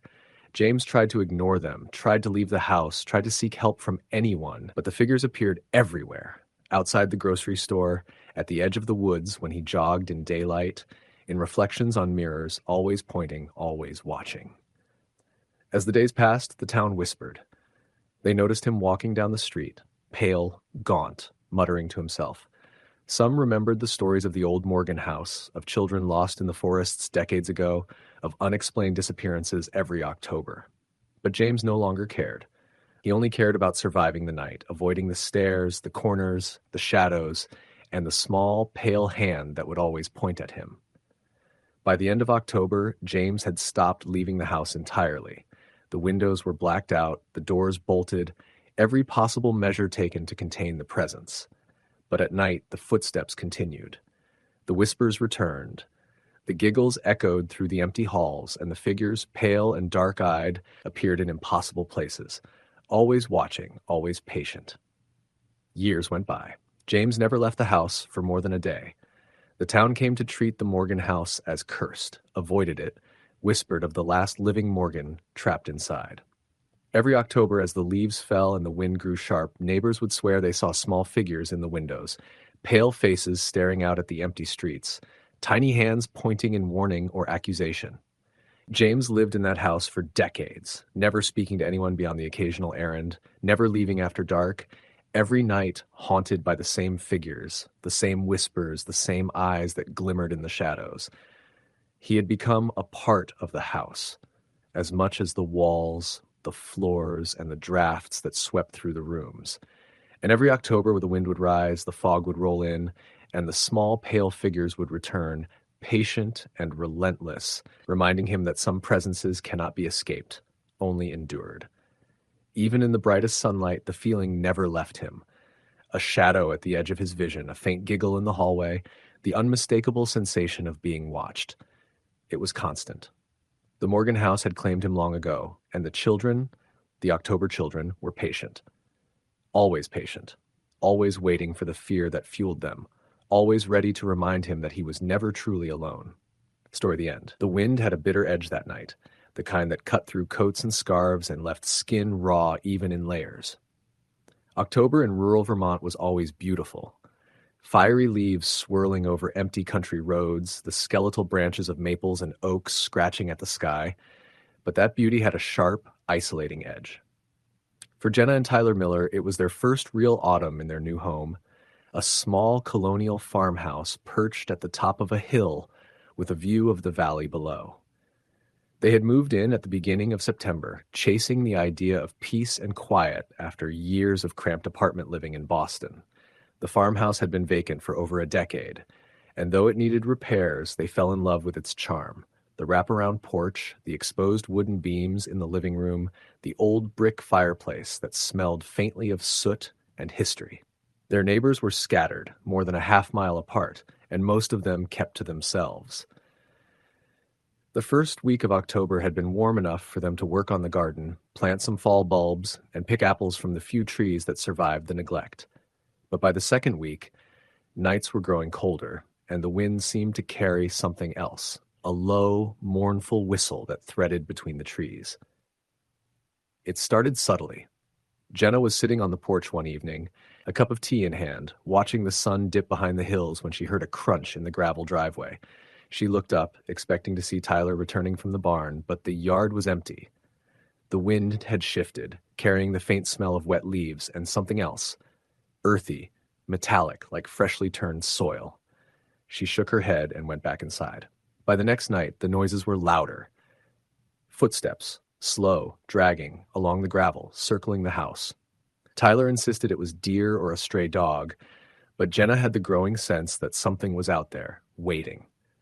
One evening around 11:30, Jenna woke to a sound she couldn't explain. It was faint, like the scraping of something across wood. She lay still, heart hammering, listening. There it was again, closer this time. Her bedroom was upstairs. The noise seemed to come from below. She nudged Tyler. "Did you hear that?" He groaned and pulled the covers tighter. "Hear what?" "Something's downstairs." He rolled over, muttering, It's the wind. But the wind didn't make doors creak or cupboards rattle. By midnight, Jenna couldn't take it anymore. She crept out of bed, grabbing a flashlight from the nightstand, and padded softly down the stairs. The house was cold, colder than it should have been for the furnace to be on. She swept the light across the living room and kitchen. Empty. Nothing moved, but the smell was strong now. Damp earth, rust, and something faintly metallic that made her stomach twist. She went back upstairs, trying to convince herself it was nothing, but as she passed the guest room door, she froze. The light in that room, the one they hadn't even unpacked, was on, a dim yellow glow, flickering as if from a candle. Tyler woke when she called him. "Who's in there?"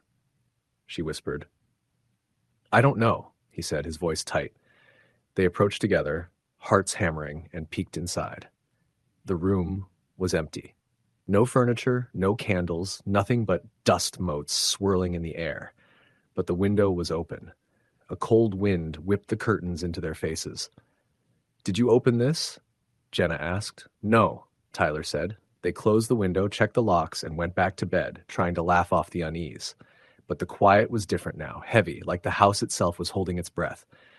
The following night, they were both awake around 2:30 a.m., lying in bed, listening. So the footsteps began again, this time on the porch. Tyler shined his flashlight toward the glass, but the fog rolling in from the valley below swallowed everything in a thick gray shroud. He didn't see movement, but he felt it.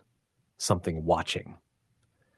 By mid-October, the occurrences were happening almost nightly. Lights in the guest room would turn on by themselves, doors that were closed the night before would be open in the morning, and every night the footsteps circled the house. Sometimes they paused at the window outside Jenna's room, then moved away. One night, Tyler suggested they install a camera. They mounted it on the porch, pointed toward the side of the house and the backyard. That night, as the wind howled and fog settled low over the fields, the camera picked up movement. At 2:46 a.m., a pale figure, thin, elongated, with unnaturally long limbs, crossed the yard. Its head tilted at an odd angle, as if observing the house. Jenna and Tyler watched the footage in stunned silence. "Show me again," Jenna whispered. Tyler rewound it. The figure didn't move like a person. Its gait was slow, jerky, unnatural, and the closer it came to the house, the more the temperature seemed to drop on the footage. The image wavered, frost forming on the lens. They didn't sleep that night. The next day, they called the only neighbor they knew, Mr. Harper, an elderly man who had lived in the valley his entire life. "You see anything?" Tyler asked. Harper's eyes went wide. "You don't want to stay here past Halloween," he said quietly. "The place isn't right. People who lived there before, well, they left in a hurry. Said the house was watching. Said it didn't like strangers." Jenna and Tyler exchanged a glance. Harper's tone wasn't joking. That night, the wind was screaming, rattling the windows. Jenna was lying awake when she heard it, the sound of dragging feet on the stairs. Tyler was still awake, flashlight in hand. "Upstairs," she whispered. They listened. Something was pacing above them, back and forth, then silence, and then a soft knock at the guest room door. 1, 2, 3. Jenna grabbed Tyler's arm. "It's here." Tyler held the flashlight out, his hand shaking. He took a slow step toward the door, then froze. The knob was turning. Slowly. Someone or something was trying to open it from the inside. "Don't," Jenna started, but the door burst open. The room was empty. The window had slammed shut, and the wind outside had died down. But on the floor, there were prints. Bare footprints, narrow, long, mud-stained, leading toward the corner where the figure had been seen in the camera footage. And smeared against the wall, a handprint, gray and grimy, like someone had pressed their palm against it and then vanished. By morning, Tyler called a moving company. They packed what they could, leaving furniture behind. The drive out of the valley was tense, fog rolling across the road in waves, visibility almost zero. Jenna kept looking in the rearview mirror, half expecting to see the figure following them, but there was nothing, only fog and trees. They stayed with Jenna's aunt in Brattleboro until Halloween passed. Then, one night, curiosity, or maybe a lingering terror, drove Tyler back to the farmhouse. He said he wanted to check if anyone had been in the house, just to be sure. He never called again. Weeks later, the police went to the farmhouse, responding to a neighbor's complaint about strange lights and noises. The house was empty. The guest room window was open, and in the mud beneath it were prints, bare, narrow, long, leading straight into the forest, disappearing into the shadows of the October night. No one saw Tyler again. The Miller house remains empty. The local kids dare each other to walk up the hill at night, but few make it to the porch. They say you can hear footsteps circling the house, see lights flicker in the guest room, and smell that metallic, earthy scent in the wind. And if the fog is thick enough, some swear they've glimpsed a figure, tall and thin, watching from the trees, waiting for the next person foolish enough to stay past dark. Story the end. The October air was sharp enough to bite through a jacket, a cold that came creeping in with the night and wrapped itself around the shoulders and spine. In the small town of Hollow Creek, Pennsylvania, the streets were almost deserted by 8 o'clock, and the fog had begun rolling off the river, spilling across the low-lying fields in slow, ghostly waves. The streetlights barely penetrated the mist, leaving the road ahead a blurred wash of yellow and gray. Mark Benson had been driving for hours. His office in Scranton had kept him late, and he hadn't expected to be heading home so close to midnight. His apartment was in a quiet subdivision just outside town, a place where the trees pressed against the road, and the occasional deer darted across if you were unlucky. He liked the drive during the day, scenery, the occasional radio talk show. But at night, it always gave him an uneasy feeling, as if the darkness itself had a weight. He had passed the old Miller farm a few minutes ago, the abandoned property where kids from school said they'd seen lights flicker inside the broken windows, even though it had been empty for decades. He tried not to think about it as he turned onto the narrower, tree-lined road that cut through a forest patch. The fog thickened the farther he drove, making the yellow lines on the asphalt barely visible. Then he saw her. A girl, standing at the edge of the road, pale in the dim glow of his headlights. She was wearing a thin hoodie, zipped all the way up, jeans that were soaked from the evening dew, and her arms hung limply by her sides. She didn't move, just stared at him. Mark's stomach tightened. He slowed the car, rolled down the window, and called out, "Hey, are you okay? Do you need a ride?" The girl didn't answer. She raised one hand, hesitated, then dropped it. Mark glanced around. There was no car, no signs of anyone else nearby. He put the car in park and stepped out. The fog swirled around his legs, damp and cold, clinging to his jeans. "Hey," he said again. "Do you need me to call someone?" She shook her head. "I can't go back," she whispered, her voice soft, almost trembling. Mark frowned. "Back where?" The girl didn't answer. She just took a step forward, toward the middle of the road. The leaves beneath her feet crunched softly. Something about the way she moved made Mark's skin prickle. Not fear exactly, but awareness, like the world had shifted slightly and he was seeing something he wasn't supposed to. "Look," he said, trying to sound calm, "I can drive you somewhere safe. Your parents, a friend, wherever you need." She shook her head again, her eyes wide, fixed on the trees behind him. "No, they'll take me." Mark glanced over his shoulder. The forest was dense, the fog thick. He didn't see anything unusual, but the unease in his gut told him to keep moving. "Take my hand," he said, reaching out. She hesitated, then did, her small fingers cold against his. He led her back to the car, trying to ignore the way her presence seemed to distort the fog around them. Every step felt slower, heavier. When he opened the door, she didn't climb in immediately. She just stood there, looking toward the forest, whispering words he couldn't hear. Finally, she slid into the passenger seat. The car smelled faintly of wet grass and cold earth, like she had been walking through a field all night. Mark closed the door, relieved to feel the metal solid beneath his hands, and started the engine. "Where do you want to go?" he asked. She didn't answer, just stared out the window, pale face framed by the dim glow of the dashboard lights. The road ahead seemed longer than it should have, the fog pressing closer with each mile. After a few minutes, Mark tried again. "You can tell me where your parents live. I'll take you there." She shook her head. "No parents. Nobody. You have to stop." "Stop?" Mark said, confused. "Stop where?" Her hand shot up, pointing behind him. He glanced in the rearview mirror. There was nothing, only fog, and the faint outline of trees swaying in the night wind. But then in the mirror he saw a flash, something dark, moving quickly between the trunks. He jerked his head back to the road. The girl was whispering again, her voice urgent, panicked. "I told you. Don't look." Mark swallowed, gripping the wheel tightly.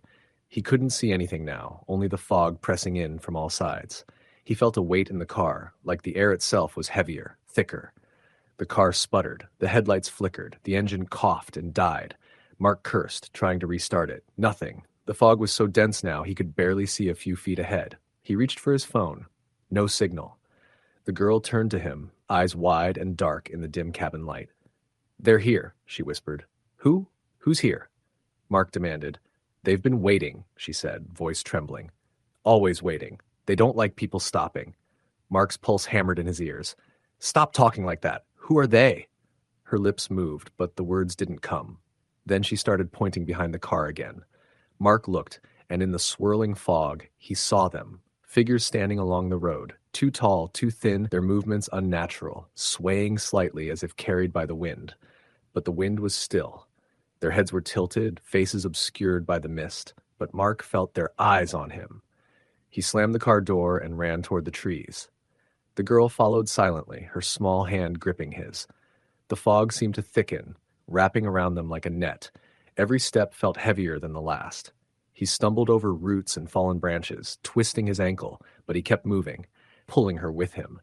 Behind them the figures moved too, gliding across the road without sound.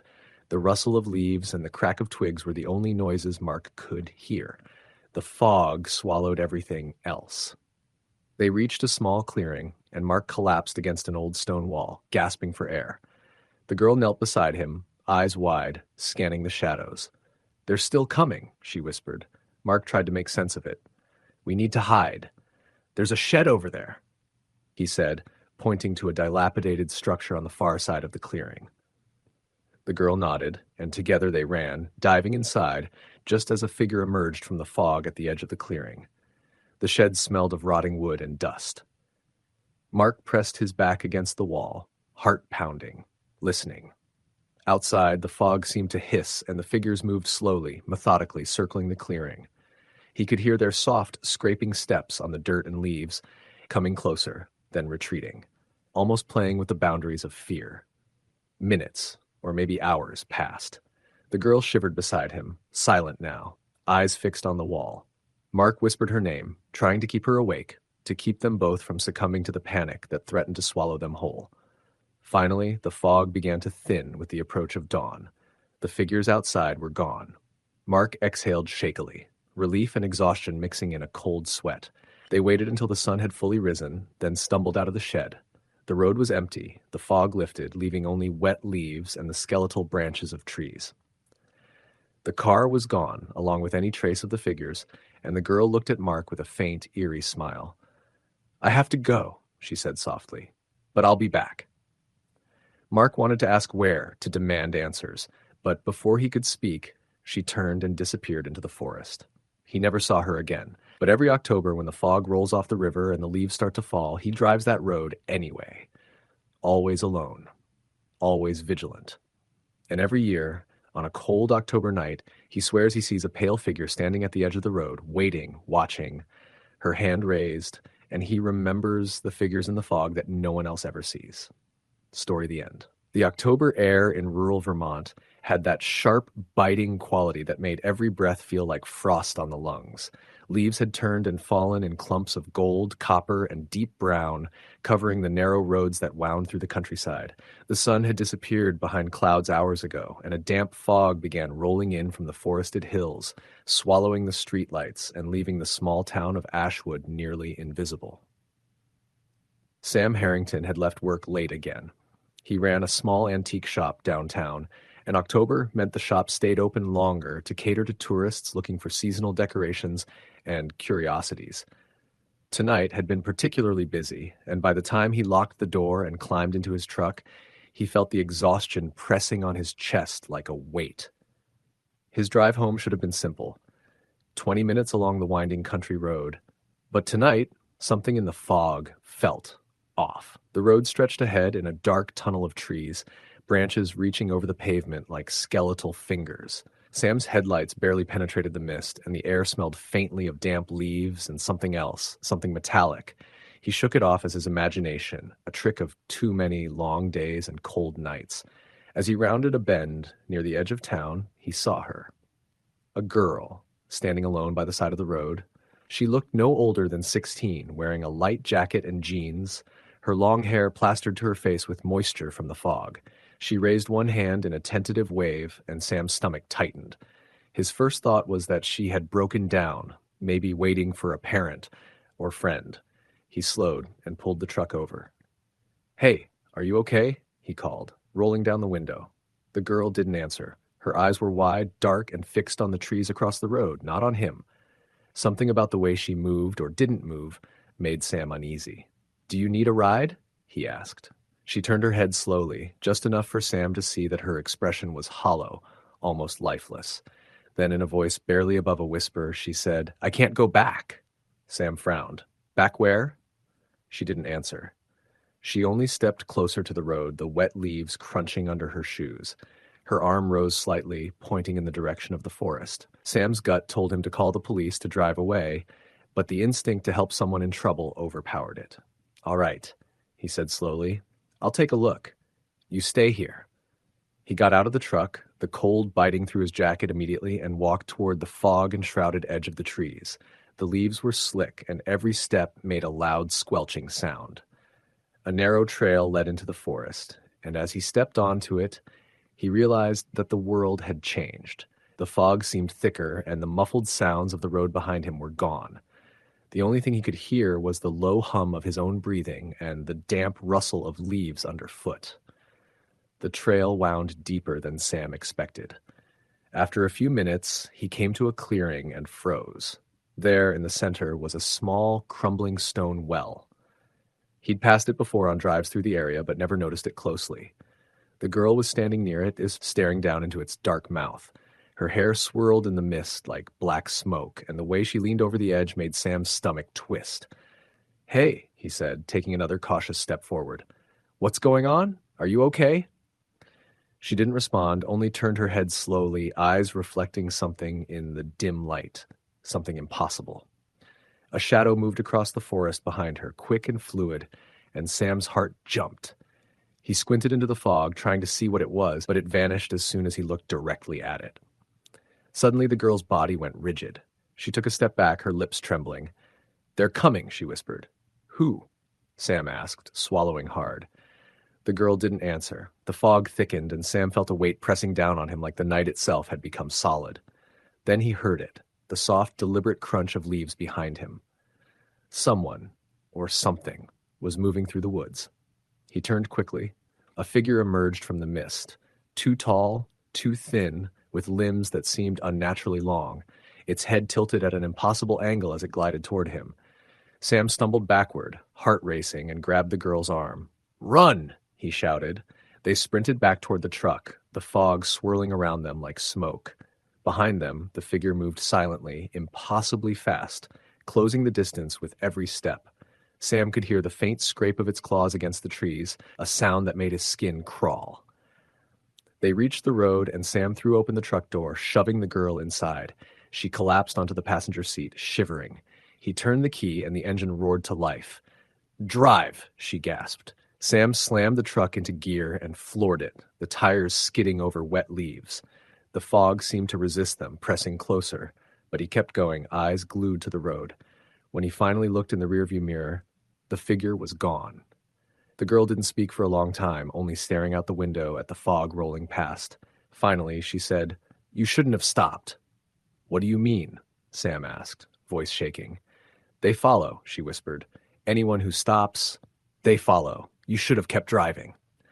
The truck rattled along the road, the girl silent again.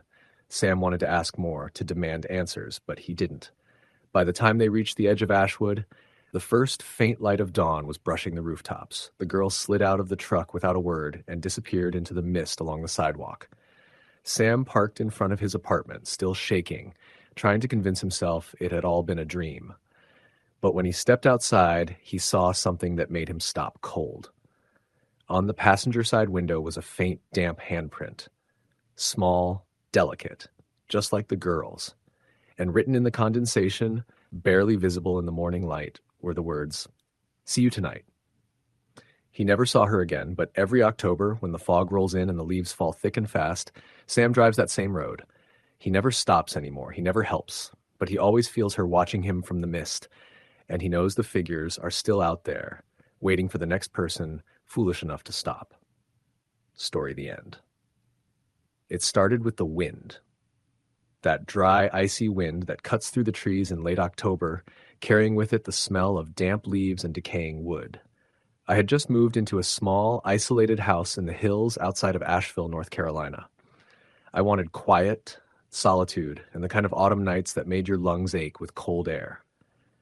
The house was a fixer-upper, built sometime in the 1950s, sitting at the end of a long dirt road that twisted through the forest. The realtor assured me it was perfect for a writer and completely private, but she didn't mention the sense of being watched that seems to settle over the place at night. The first evening, I unloaded my car and carried boxes into the dim interior. The house smelled faintly of mold and old wood polish.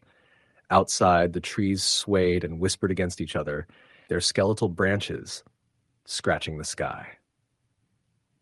The sun set fast, and the shadows in the house lengthened as the wind rattled the windows.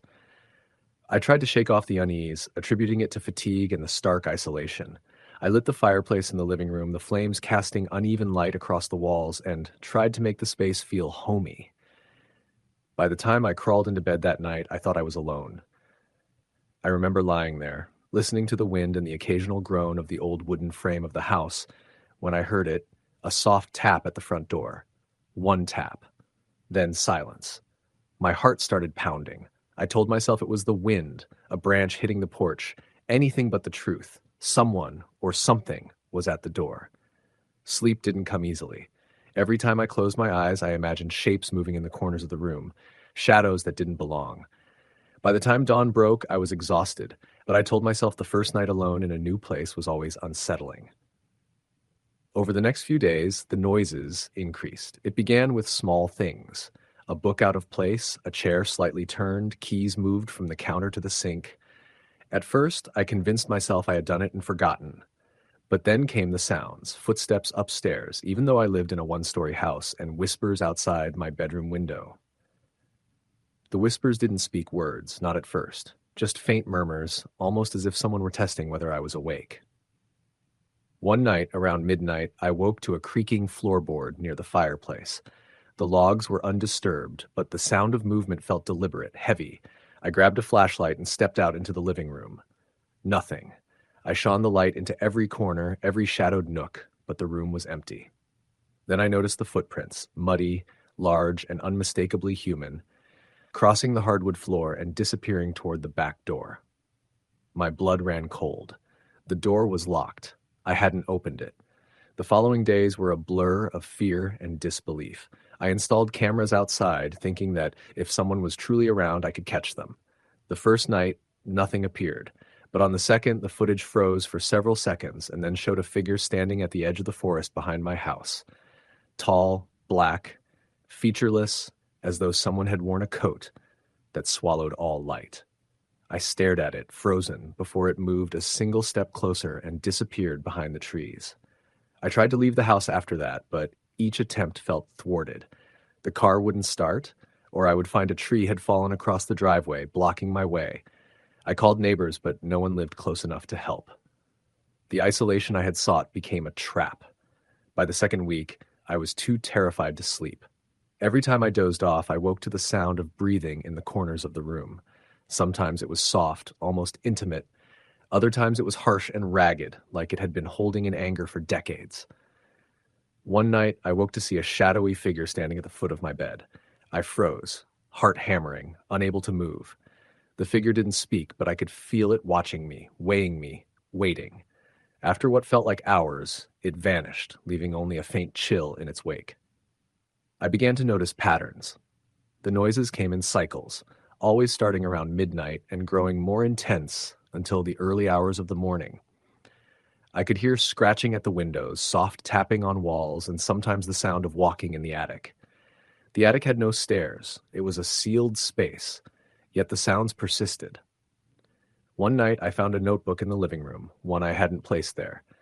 Inside were scribbled words in a hand that wasn't mine, pages filled with warnings. Do not stay. It watches. It waits. Alone is safe. Alone is free. The handwriting was jagged, uneven, frantic, yet there was no trace of ink. The words seemed to have been pressed into the paper itself. I dropped the notebook, shaking, convinced I was losing my mind. The next day, I tried to distract myself. I walked into the woods behind the house, hoping the fresh air would calm my nerves. The trees were close together, their trunks dark and wet, the forest floor blanketed in a thick layer of fallen leaves. I followed a narrow trail that twisted deeper into the woods. After a while, I realized I had no idea where I was.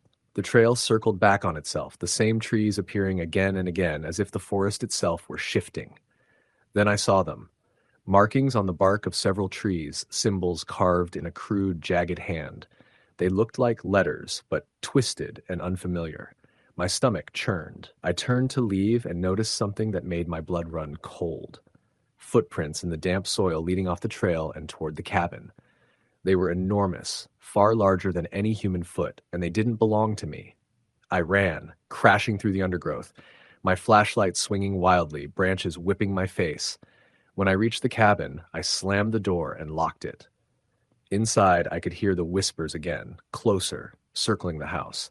I tried calling the police, but my phone refused to connect. No signal, no help. I was completely alone. That night, I stayed in the living room with the lights on, clutching a bat and the notebook for some strange sense of protection. Around 2 a.m., the lights flickered and died. The air turned frigid. I could see my breath hanging in front of me. Then I heard it. Footsteps on the porch, slow and deliberate, circling the house. I pressed myself against the wall, trying not to breathe too loudly. The whispers came again, clear this time. Leave, leave, leave. I stayed awake, frozen, until sunrise. The figures were gone, the footsteps ceased, but the sense of being watched remained. I knew I couldn't stay. I packed hastily, shoved my belongings into my car, and drove away. As I left, I glanced in the rearview mirror. Standing at the edge of the trees, silhouetted in the morning mist, was a tall, featureless figure. It raised its hand, not in greeting, not in farewell, but as if marking me, claiming me. In town, I tried to convince myself it was a combination of isolation, stress, and my imagination. But I couldn't shake the feeling that it followed me. Nights in my new apartment were restless. Every time the wind picked up, carrying the scent of wet leaves and decaying wood, I felt it watching from outside, patient, waiting. Shadows in corners seemed darker, shapes in the periphery moved when I wasn't looking. I've spoken to a few locals about the area, and they all have the same warnings, though they say it in hushed tones. The woods around Asheville, they're old. They remember. They don't like strangers. I tried to laugh it off, but I never forgot the look of that figure, standing in the mist, faceless and patient. Months later, I returned briefly to the outskirts of town, pretending to check on a property. I drove past the cabin, which was now boarded up, but in the corner of my eye, I saw a shadow among the trees. I slammed the gas pedal and drove past, ignoring the dread that rose in my chest. I never went back. Now, every October when the wind carries the scent of wet leaves, I feel it. It whispers my name. It scratches at the corners of my vision. And I know that the forest remembers me, as it remembers everyone who steps too close, as it waits for those foolish enough to return. Some things never forgive. Some things never sleep. The notebook is hidden somewhere in my apartment, its words pressed into the pages. Do not stay. It watches. It waits. I sometimes hear the faint tapping again, like it has traveled across miles, searching, patient, inevitable. I don't know how it follows me, but I know it does. And I will never, ever go back. The cold October nights have a memory. The wind carries it. The leaves whisper it. And in the dark, faceless figures watch, waiting for the next soul to wander alone into their domain. Story the end.